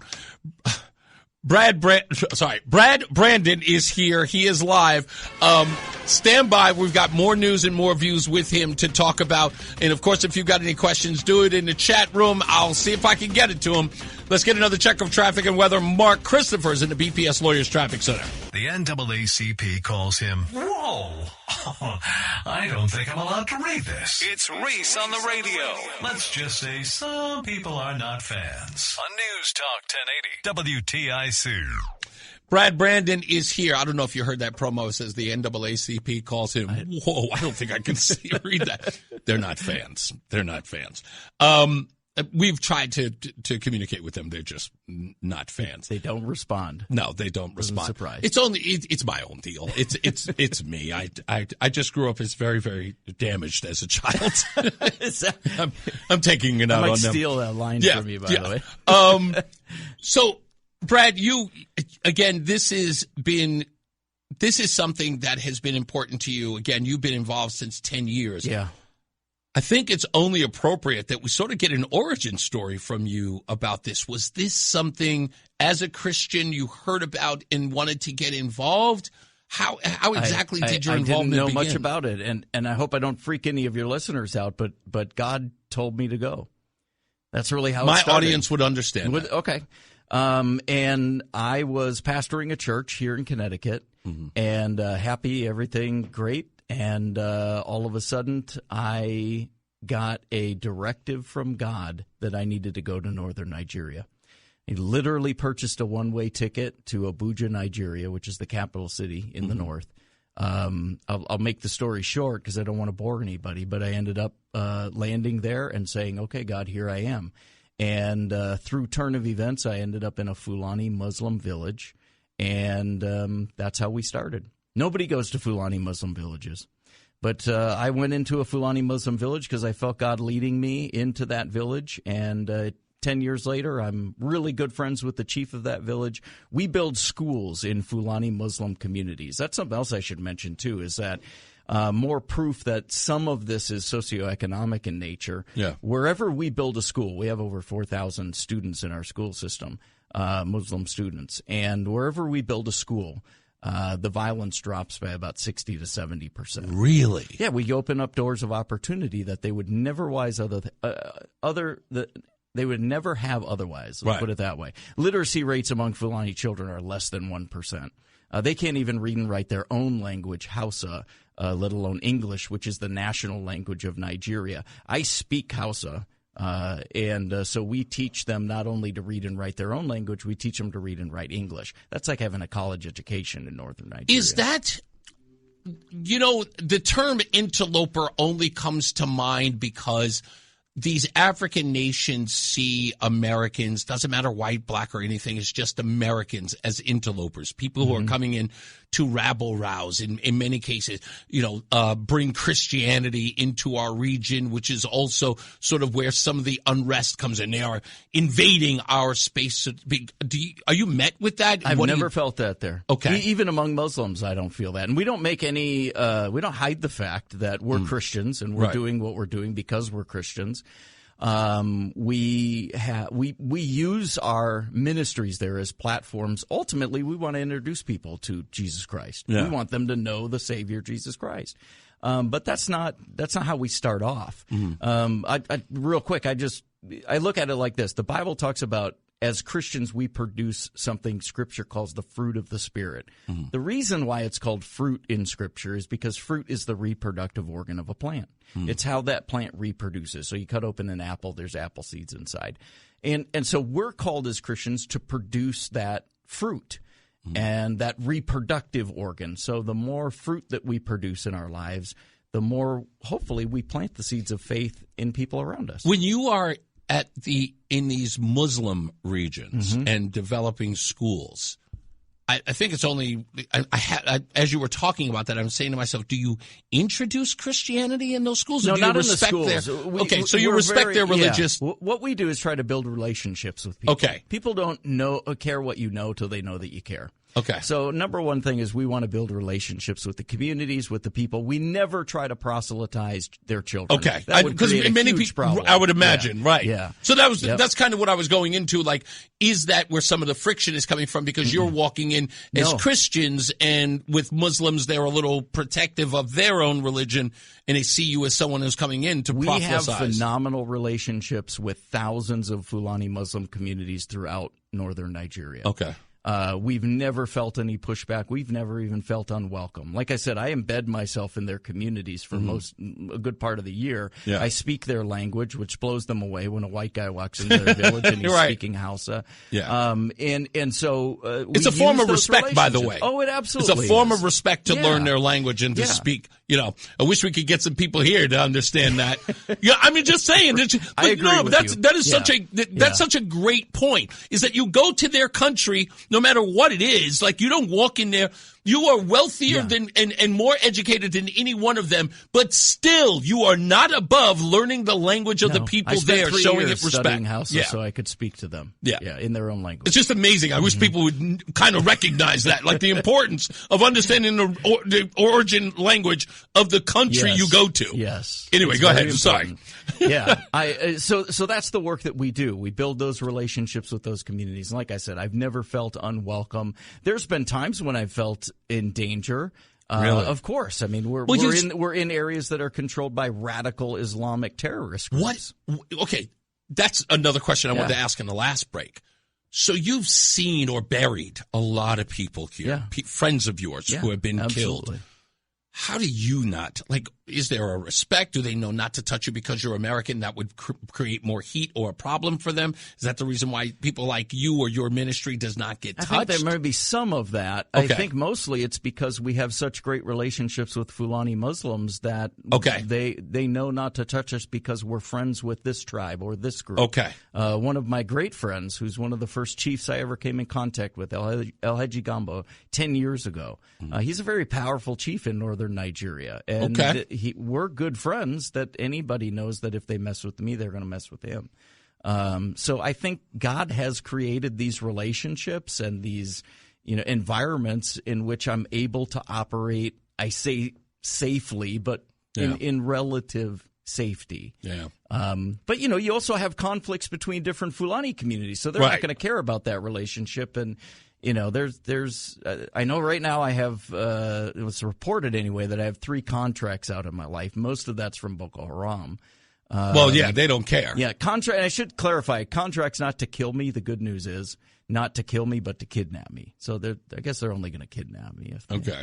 Well, be careful, Brad. By the way, note to Roland, make sure that we find a way to get very, very good with the gangbangers here in the especially the leader of any of the groups. Yeah, that's right. I think I'm going to follow your lead on that. I'm going to follow your lead on that one. Yeah. Trust me, we've been known to rabble rouse here. We might need to have some of those connections. But our ministry does such amazing things in these communities. We bring in medical aid. We bring in clean water wells. We build drill boreholes for clean water. We bring in education. I mean, they know that if they start messing with us, they're going to lose all of that. Yeah, exactly. Well, that's developing that kind of relationship is very, very key. It is. How do we, I hate to put it this way, because I don't mean to be rude, but how do we civilize a place like Nigeria? It's very complicated. I think I mentioned before that we've authored a stabilization strategy for northern Nigeria. Right. We've been working with the State Department, submitted it to our coalition of Congress members and all of that. A lot of what we've submitted is being followed too, which is good. It's extremely complicated, but I think one of the things is we have to quelch the Islamic terrorism that is destabilizing the entire region. So I think in there we call for kinetic action to do that. But we also have to control the borders. Anytime the Nigerian military goes in and tries to do anything to stop Boko Haram or ISWA, they just slip across the border into Niger or Cameroon, disappear until the military pulls back, and then they come back. So you got to secure that northern border, but you also have to bring economic stability to that region. And so that's our strategy calls for ways to bring economic stability. Local policing and security is a big thing. Yeah. Nigeria has some of the strictest gun laws in Africa. You know what that means. It means only the bad guys can have guns. Right? Yeah. And so that's the same thing. Christians and any good people don't have guns, so the bad guys come in and wipe out an entire village, and there's nothing to stop them. What talk to me a little bit about the bipartisan efforts that are being made in Washington as far as to help you. Have you I think you said it to me on Sunday that you're not seeing any sort of partisanship in Washington where people aren't helpful to this cause. No, I wouldn't, but I would say that Trump derangement syndrome certainly is alive and well. And really? So anything that Trump said, I wish it wouldn't be that way when it comes to a genocide of people. I would think that that we all could look at a genocide of Christians being slaughtered and say, that's probably wrong, we should do something. Are you telling me that there are people, there's a degree of brinksmanship because Donald Trump has put attention on genocide? Yes. And people are saying they don't want to help? Yeah. Or they're siding with the Nigerian government and saying, oh, it's all a hoax, it's not happening. Please tell me Chris Murphy's on that list. Please, come on, just tell me. Is he on that list? I don't want to say. I don't want to throw anybody under the bus. I don't really know because I haven't had a lot of interaction with him. I'd like to have some interaction and find out, but I don't know the answer he's to on that tour. question. He's on tour. He's too busy. Yes, he's on tour to get 1% of the possible, chunk of votes there are in the 2028 election. Right. He's managed to get at least 1%. He's written a book. Maybe he'll get 2%. But whatever. I just don't understand it because I know you don't want to throw anybody under the bus, and it's very kind of you to do that. I'm trying to build a coalition. I understand. And stop a genocide, and that's what I'm. No about. offense, but I thought you ever one of those things where just like, hey, I don't want. I'm not offended. Can you imagine someone saying, I don't want puppies to die? Does Trump want the puppies to die? Of course he does, right? It's Trump derangement syndrome, and anything he says is evil, wrong. You name it. We've talked about all. So of it isn't even. You know what's so crazy because we've been joking on this. Trump gave that address to Congress speech when he says that it doesn't matter what I do, I could I could solve. No, it's absolutely true. Yeah, I would solve the most incurable disease or cause the most economic upliftment of a generation, and these people would still be dissatisfied. And what's happening in Nigeria is a perfect example of what he said. He goes in to try to stop and working with members of Congress, not just him, but members of Congress and his State Department, trying to stop a genocide, a slaughter of an entire group of people. And there are still a coalition of members of Congress that are opposed to it and saying, oh, it's really not happening. It's really not real. And basically taking the playbook from the Nigerian government, who, by the way, I should add, has hired a lobby firm in Washington, D.C. to the tune of $9 million to try to convince members of Congress that this isn't happening. I'm not going to lie. This is the most important part of this whole story. Yeah. We just uncovered that when I was in D.C. last time. I pulled the documents from the Department of Justice. Yeah, okay. So, folks, please listen to this. This is the most incredible part of this. And I was telling Brad that I'd read this book called, All the Worst People. I have to find the title of it, and I'll get it. I'll text it to you. K Street has some of the worst people. So, in essence, the book is about this guy who worked for a firm that, in essence, does publicity for some of the worst people across the globe. Yeah. In this guy's story, he's talking about being the PR guy for Gaddafi and his son. Yep. There are people, there's an organization in Washington, D.C., who are a lobbying group for the government of Nigeria, who is just turning a blind eye to the genocide of Christians. And they've been paid $9 million to convince members of Congress the government of Nigeria has spent $9 million. I have the disclosure documents from the Department of Justice, 100%. Yeah. No joke. And they're actively doing that. I was supposed to have a dinner meeting with the First Lady of Nigeria on Monday, just yesterday, in Washington, D.C. The lobby group got involved and basically disinvited me. Right. Because I'm outspoken about what's happening. And the disinvited they don't want to have a conversation. They don't want to have dialogue. They want to shut and silence the voices. So you being disinvited doesn't mean that the meeting didn't happen. You were just not allowed to attend it. Yeah, I just wasn't allowed to attend it. I have members of friends of mine who are members of Congress. I was just texting with Congressman Stutzman before the show, and he went to the meeting. I asked him how it went because he knew I was disinvited. So we were having an interesting conversation about that. Okay. But, they're trying to snow all of they're targeting Republican members of Congress who are trying to advocate for Christians in Nigeria. They're trying to come in and get them to change their mind on what's actually happening in Nigeria. And the whole thing has to do with Nigeria is losing investors, foreign investors, by the billions of dollars last year.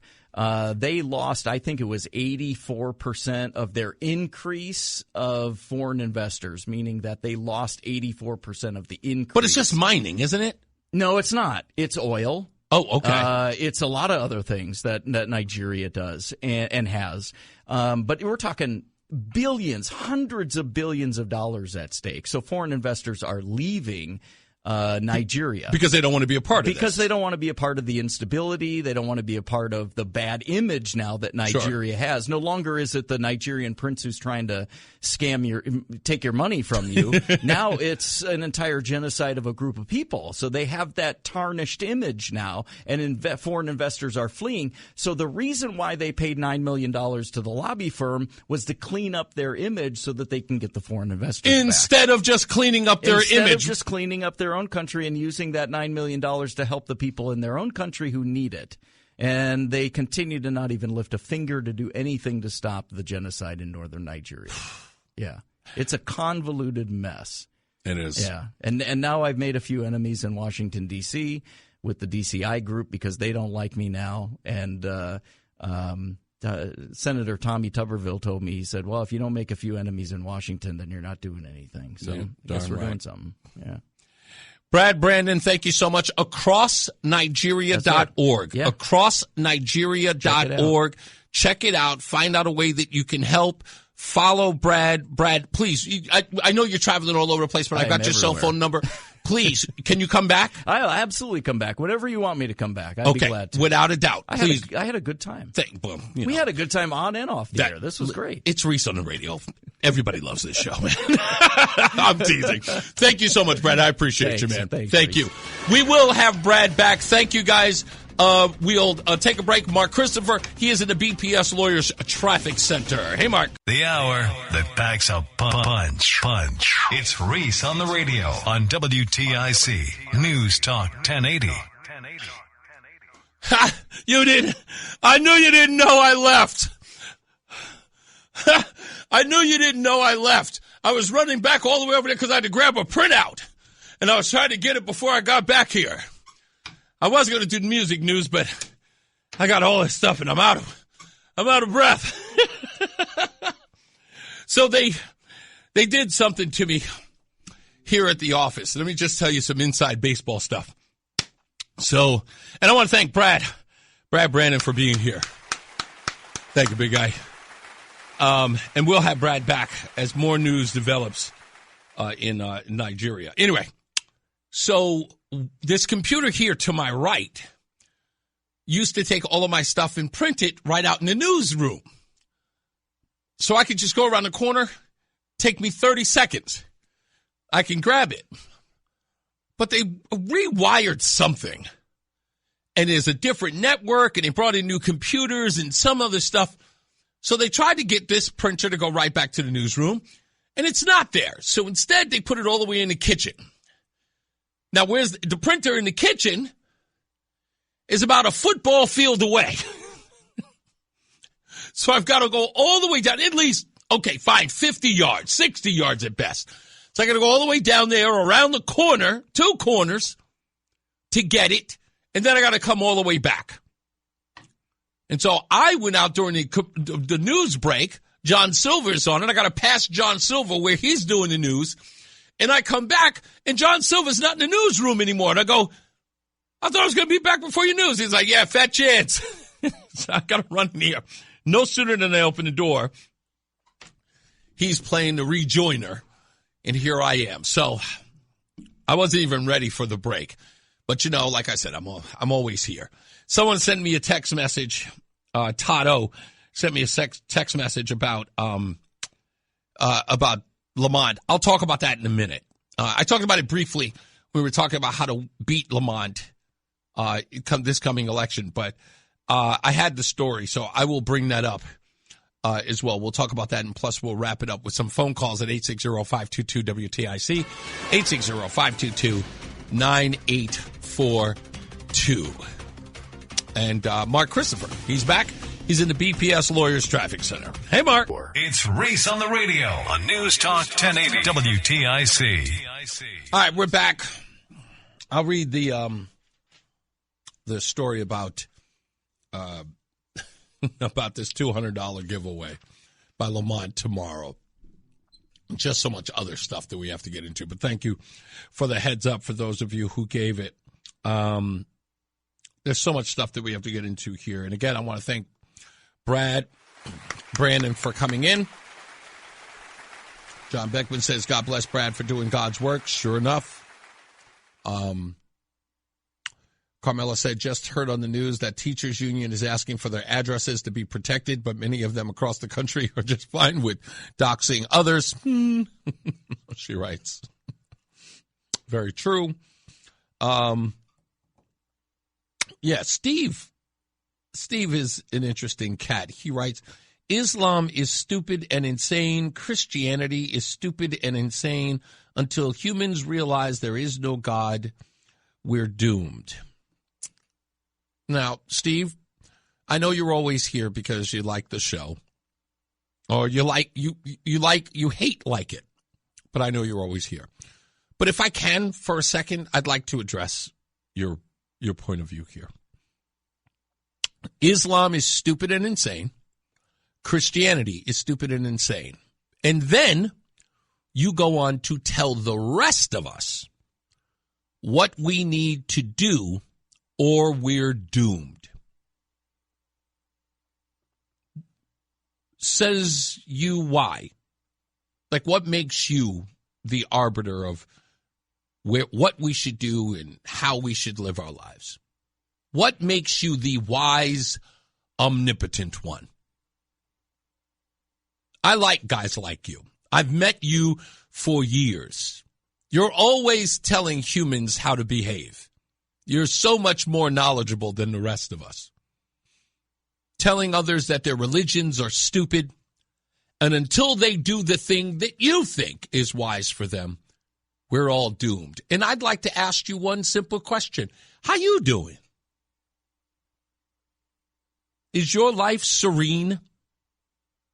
Are you at peace with yourself? I doubt it. In fact, I sincerely doubt it. I know exactly who you are, my friend. You're a hater. And you are welcome here.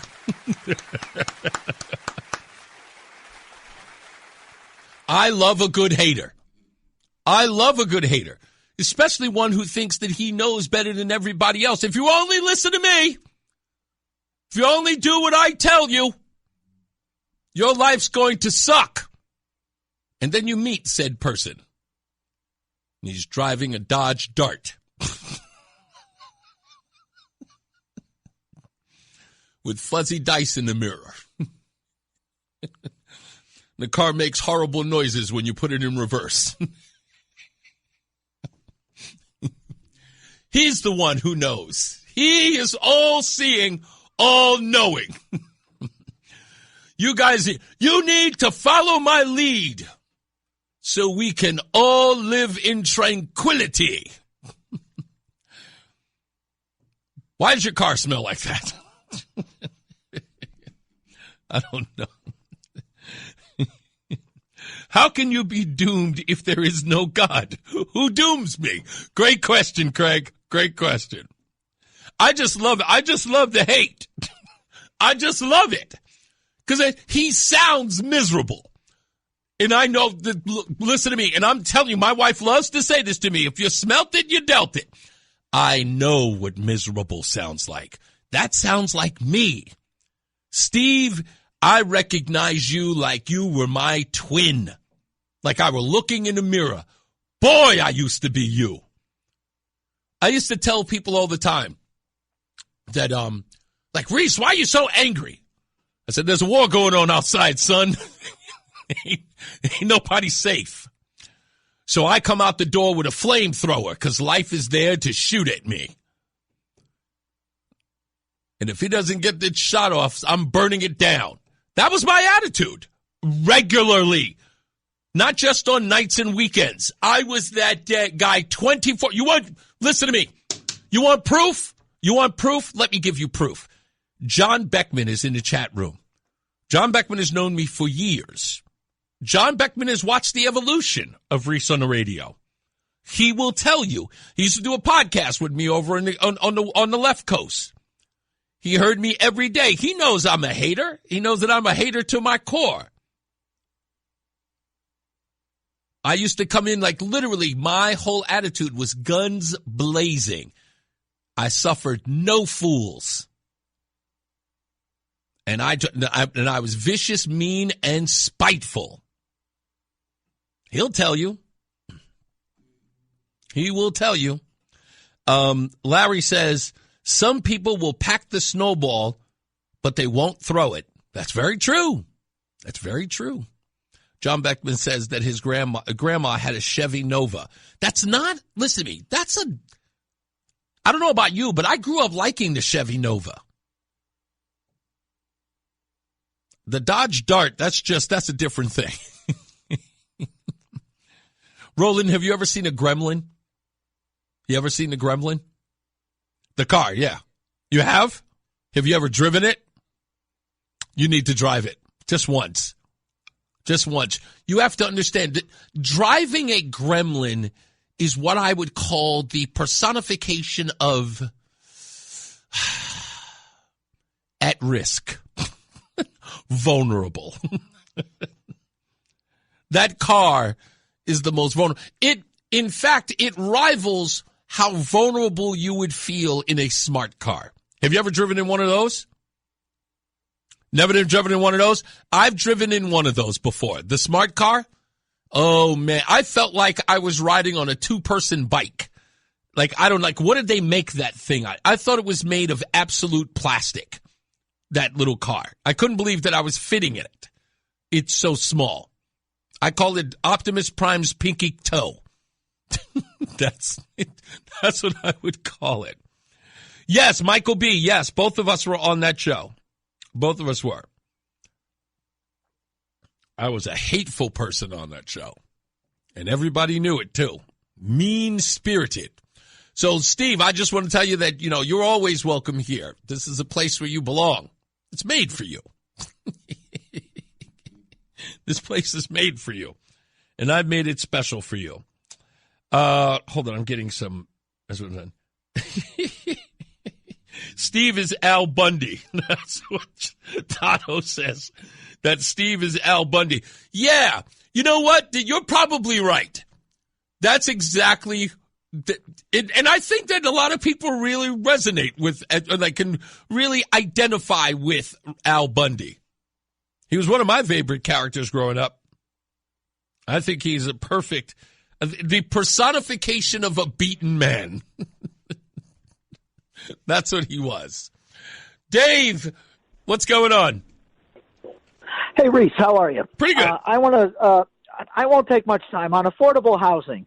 Yeah. One of the state favors these brute force solutions to force people to do things they don't want and don't like.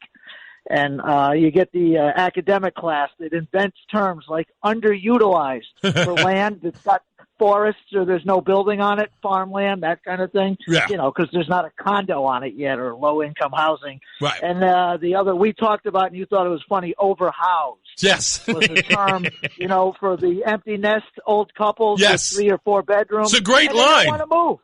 They don't want to move. And so one of the interruptions of causing real estate transactions is the conveyance fee, the state tax when you sell the property. This is not a capital gains tax. This is a transaction tax. Right. And so if you flip the house to maybe a real estate broker who then looks for someone who wants to market it as rental housing, it's got to be sold again. And you pay that conveyance tax twice. And in my town, they charge 0.25%. So my neighborhood's full of $400,000 and $500,000 houses. So you're writing a check for $4,000 or $5,000 just to convey the property. Damn. You don't get it back. It's a dead loss. It's friction. It's a churning fee. Nobody's talking about getting rid of it or eliminating it to cause more housing to come onto the market because people want to avoid that $5,000 check. And I think of this because you weren't making a joke. The governor's going to propose, what, a $200? Yes. What's he calling it, a rebate? He's calling, yes, a $200 per person tax rebate. And the question is it going to be a credit against income tax, which means only people paying an income tax will get any kind of money? Correct. We don't know that because we haven't heard the particulars. But this real estate conveyance tax, and for a while it was tiered, progressive. So if you had a house worth more than $500,000, when that really meant something, a few years back, it was a higher rate. I think it was 1.5%. They, tiered it to get more money out of the so-called mansions. Now I think that's the sweet spot for most of the houses in Connecticut, $400,000 and $500,000. And so, lower that conveyance tax. It holds people up. It's a friction tax to cause real estate transactions to get more houses on the market right away. And you don't need that brute force of forcing towns and citizens to do things they don't want to do and don't look forward to. Yeah, it's it's so interesting you say that because that's exactly what government, well, at least this administration, has been very much vocal in, is getting people to do stuff that they shouldn't have to do, which is another story in and of itself. Thank you, sir. Hey, on today's election, Tony Wang, if he doesn't get elected, and I don't know, we haven't heard yet, I sure hope he puts his hand in to run for Attorney General. I think he's a lawyer, and or the Secretary of State. I think he's got name recognition and gravitas. I think he could be a good competitor in that fold. All right, without a doubt. Thank you, sir. Bye. You got it. Scott is in the car. What's going on, sir? Hey, buddy, how are you? I'm good. What's up? This is a little off topic, but there was a gentleman that was on your show yesterday, right at the end, and I wasn't able to call in time. But when he said something, I ended up spitting my hot chocolate all over the inside of my windshield of my car. Because he reminded me of something that happened to me personally, and his suggestion was to always make sure you check the batteries in your nose hair clipper. Yes. Well, what happened? I'm one of those folks that just has, as you get older, the hair starts to slide off your head. Yeah. It starts to go out your ears and out your nose. Well, I was going making sure my nose hairs are all trimmed up nice, and all of a sudden that little machine just went zip and stopped. Oh. And everything was knotted up in there. Oh. Like you said, it wasn't one hair that was about to get pulled. Oh. It was a wad. And when I can't back this one up, and I pulled that thing out, and I think my eye on that side teared for about a week. Wow. But when he said that, I literally had a mouth of coffee, and I immediately blew it all over the inside of my windshield. Well, you know what? I will tell you this. Thank goodness my wife wasn't here, is because the first thing that would come out of her mouth was, I think that you guys have just experienced what women go through every day with shaving their legs or anything else. That's exactly what she would say. But thank you for that. I appreciate it. Scott, I saw you when you called at the end of the show, and I was actually kind of sad that I didn't get to you. But thank you for calling back and letting me know. Yeah, brother. I'll be calling again for sure. Thank you, sir. I appreciate it. Gotta have that comic relief. Thank you, man. He's 100% right. That I've never had that happen, but you know what? That's exactly what I did yesterday. I went home and I changed the battery in my nose hair clipper. And you don't think that you need one until till you get one. And now to have it, but I will admit this: sometimes I forget that I have it. Sometimes I do. I forget that I have it in the house, and I'll go because my nose will tickle or something like that, and I forget that I have it. So if you have one, use it. You know what? We'll talk about it when we come back from the break. I just saw the trailer to a new movie coming out because before it was just a teaser. There's a full trailer out now. I want to talk about that a little bit. when we get a chance. Frank is on the line. We'll get to him. I know that he took a nosedive in gold the other day, so I'm sure he's going to talk about that. Remember he was telling all of us to buy gold, and then earlier, what was it, last week? I think it was late last week. Gold took a nosedive. Oh, he was the first person I thought about. I was like, oh, that's just so horrible. What is he going to buy now? Whatever. We'll talk to him in a second. And that will wrap it up. Tomorrow's program, what's tomorrow? Wednesday? We don't have any guests scheduled.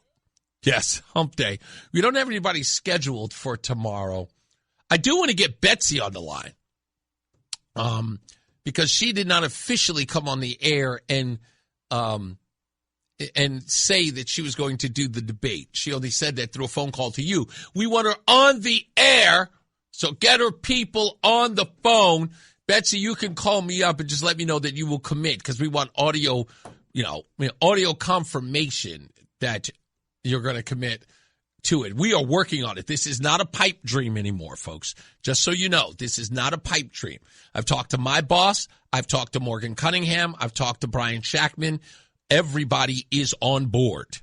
And so we are moving right now to do this. We have a date. That's how serious we are. Okay? And if you want to be a part of it, we've got a way for you to be a part of it as well. All right, so that's when literally we're getting the entire audience in, and we're going to do it up right.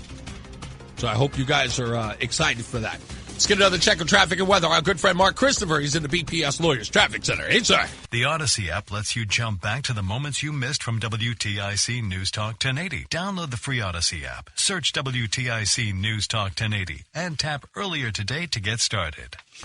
I'm watching this. I can't really play it on here because I usually like to vet the videos before I play them, just for obvious reasons, language or anything like that. So if I'm reading this correctly, some podcast on NPR is talking to Melinda Gates, the former wife of Bill Gates. And the reporter or the podcaster is asking Melinda Gates about the story about her husband, former husband, Bill Gates, getting an STD from a Russian girl. And I'm reading it and see the look on her face and asking her how she felt about those reports. And she's talking about just sadness.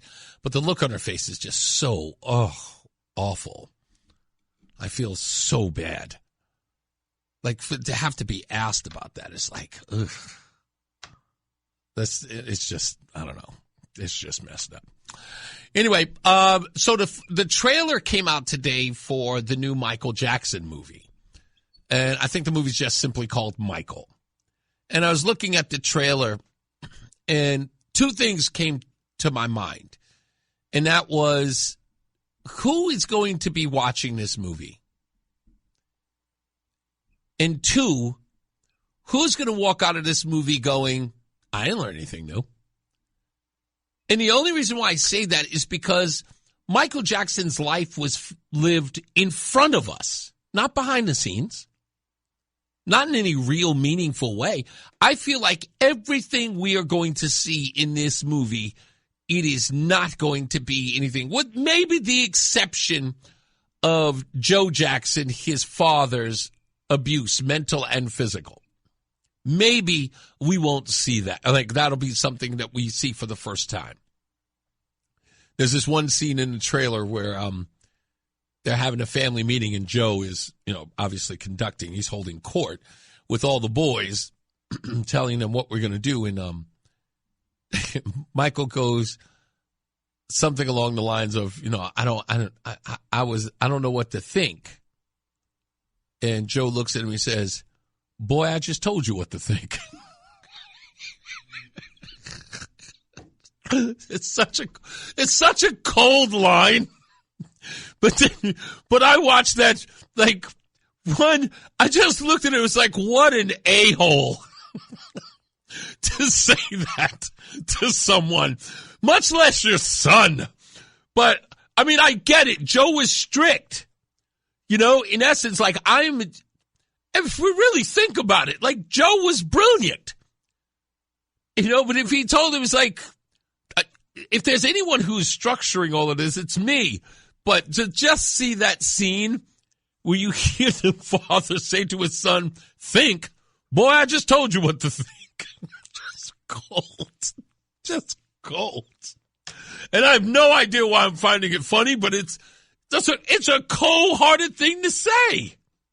It is. It's just a mean-spirited thing to say to somebody. Think. That's not for you. Don't hurt yourself there, boy. We got you. Damn. Ugh. Wow. By the way, did you hear that Donald Trump said I should toy with Trevor Noah yesterday? I should toy with him. Somebody's feeling my vibe. Let's get another check of traffic and weather. Mark Christopher, he's in the BPS Lawyers Traffic Center. Mark, don't you think that's a cold thing to say to somebody? Your son goes, Dad, I don't know if I think we should think.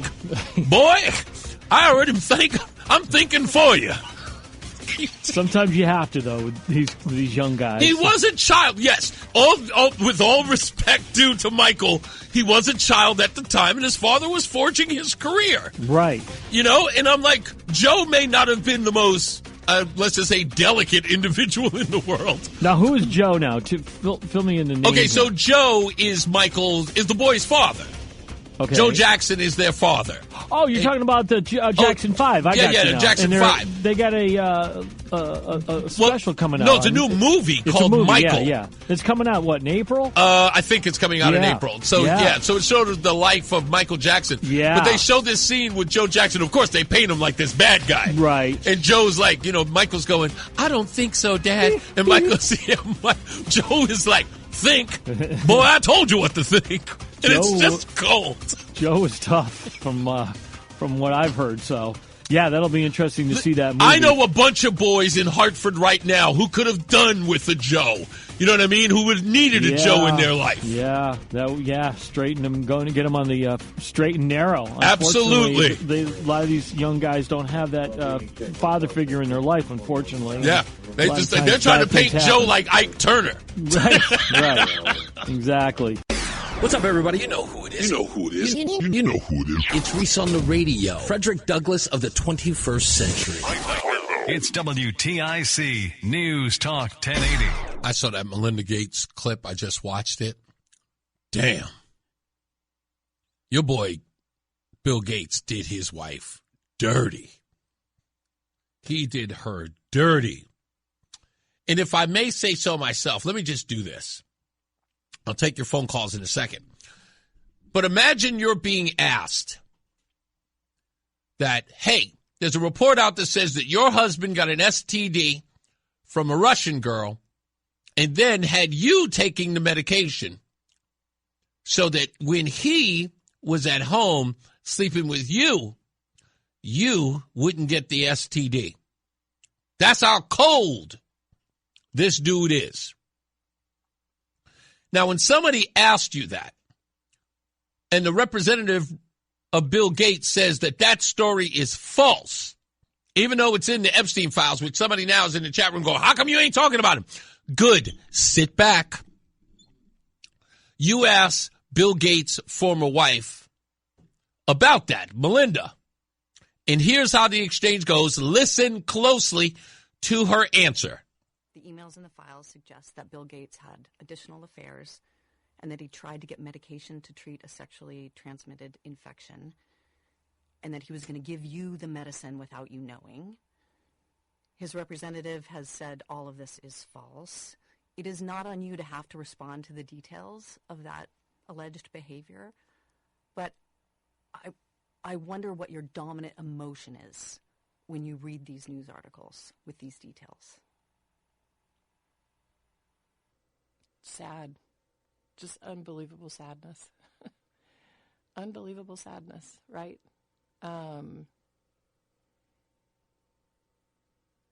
again, I'm able to take my own sadness and look at those young girls and say, my God, how did that happen to those girls, right? And so for me, it's just sadness for, I've left I left my marriage. I had to leave my marriage. I wanted to leave my marriage. I had to leave I felt I needed to eventually leave the foundation. So it's just sad.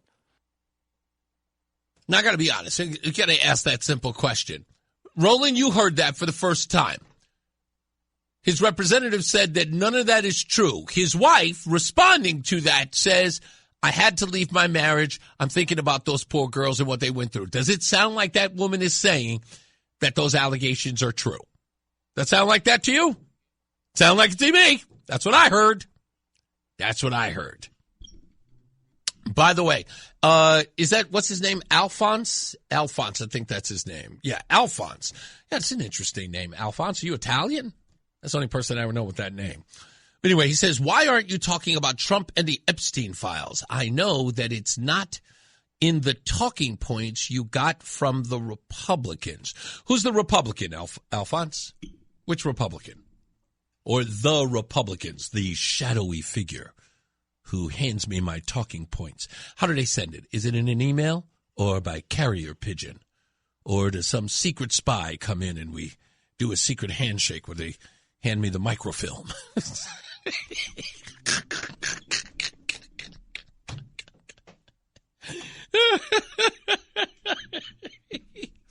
Okay, this may very well be the line of the day based on that story. From John Beckman, ladies and gentlemen, he'll be here all week. He writes this: how ironic it is that the founder of Windows actually had a virus.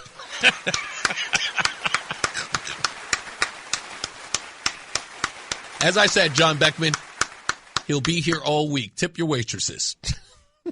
Sean is in Meriden. How are you, Sean? I'm good.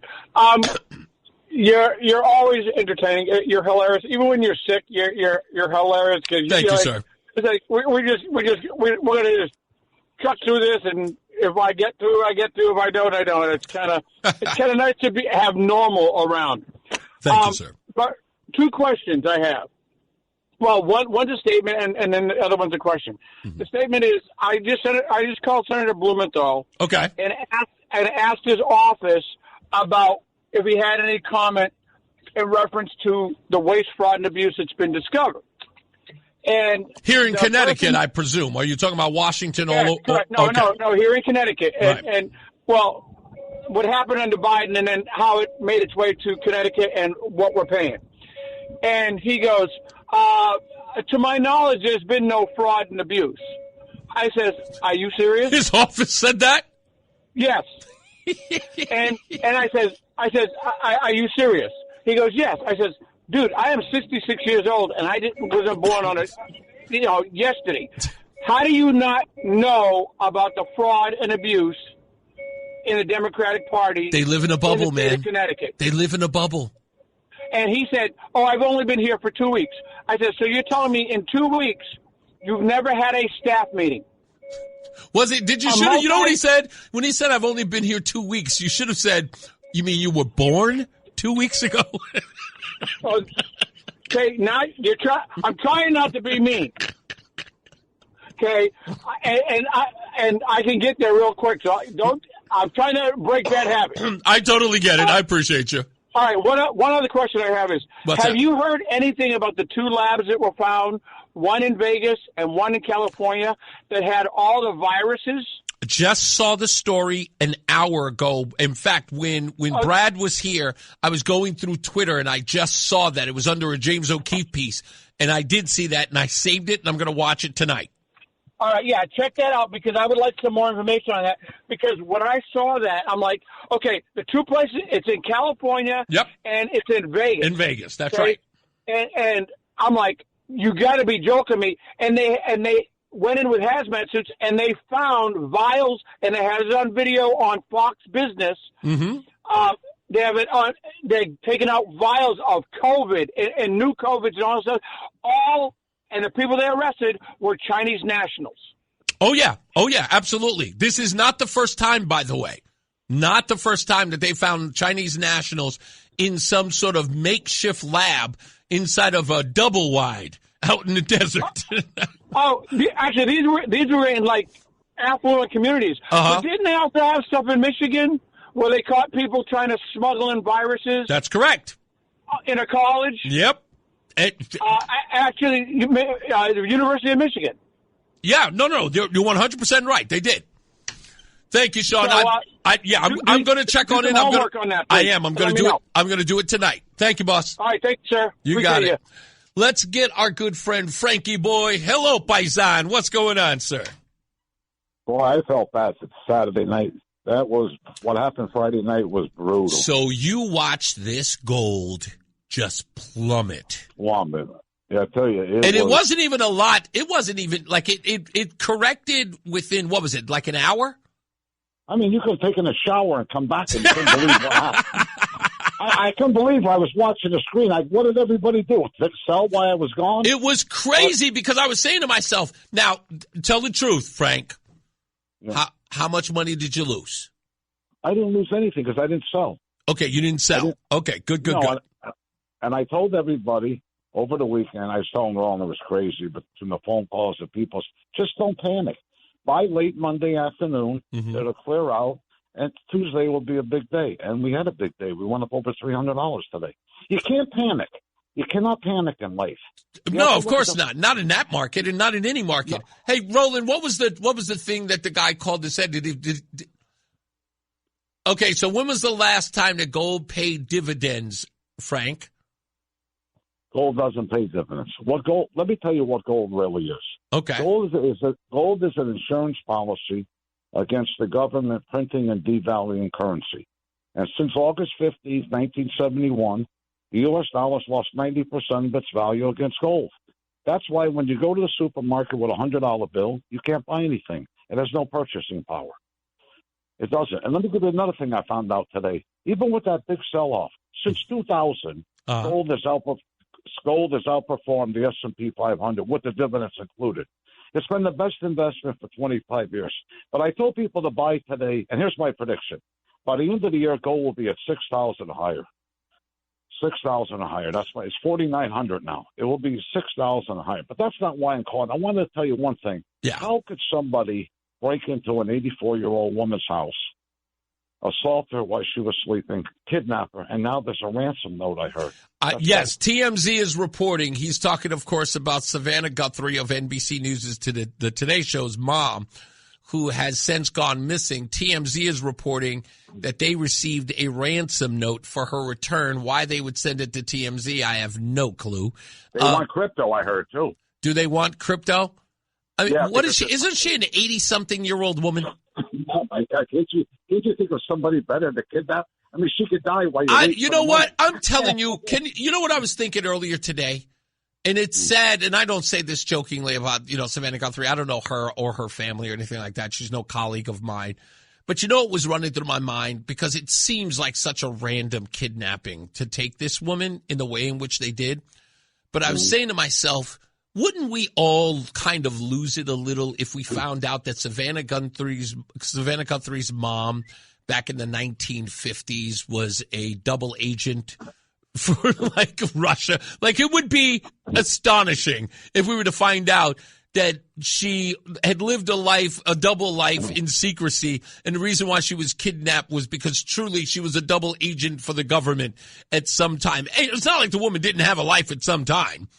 So, no, but see, I always believe the woman should never live alone. It's too dangerous. I agree, especially only, 40 minutes from the border? From the border? Are you kidding me? Yeah. With those animals on the other side? But you know what, Savannah? You know what? And Savannah Guthrie, probably like her family, don't believe that the border is an issue. You know what I mean? She probably looks at that as probably goes, it's just exaggerated. What's that? Why doesn't the mother move in with her? Build her a mother. Exactly. Savannah Guthrie makes a crap load of money. How do you not put her in a little mother-in-law suite on the side? My mother lives with me now. 15 years now, my mother. I would never let my mother live. She lives here with my wife and I. Well, that's because you Italian boys are weird when it comes to your mom. You guys live in the house 2-3 generations. You think everything is Sicily with you guys. It doesn't matter where you live. You can't. It's too dangerous for a woman to live alone. I really believe that in this day and age. Yes, I understand. I totally understand. You have daughters, right? Yeah, but you know what? Listen to me. First of all, my mother would never live alone, so that's never the case. She lived with me, or she lives with my sister. So I totally agree with you in that regard. But I'm just saying that you Italian guys are really weird when it comes to moms. You guys won't let your moms go. You won't let your moms go 2 feet away from you without you guys escorting her there. Hey, if it wasn't for our mothers, we wouldn't be here now. Yes, I understand. You guys and your moms are absolutely inseparable. Moms going nowhere. And you know, it's crazy because moms are always taking care of you. Does your mom still cook? Yeah, 103. She still makes dinner once in a while. Still makes dinner, right? Still does. Makes the sauce. Of course she does. I know. Hey, listen, I know that you guys are all the same. I'm sorry. It's a stereotype you guys will never walk away from, and you love every bit of it. Every bit of it. Hey, in fact, I will ask you this. In fact, Frank, seriously, how many tank top T-shirts do you own? Not a lot. I'm sorry. That's a big... In the old days, she used to iron my shirts. Of course she did. I got to get out of here. God bless you, boss. You got it. I'm telling you, it sounds corny, but when I was growing up, that's all I ever wanted to be. Because everybody I knew in my neighborhood was Italian. They just all, they had a certain way about them. God bless Frank. All right, we got to get up out of here. We got plenty of news and plenty of views coming up tomorrow. We've also got new music about Don Lemon coming up, so stand by for that.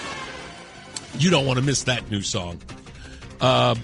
We'll have that for you. As I always say, radio is free, so we thank you for paying attention. Remember to keep JC in your hearts and in your mind. Sean Patrick, we love you and we miss you. Remember that panic is not planning, so plan your work and work your plan. I'm Reese on the radio. You have a good night and a pleasant tomorrow. Mark Christopher is getting you home. He is at the BPS Lawyers Traffic Center.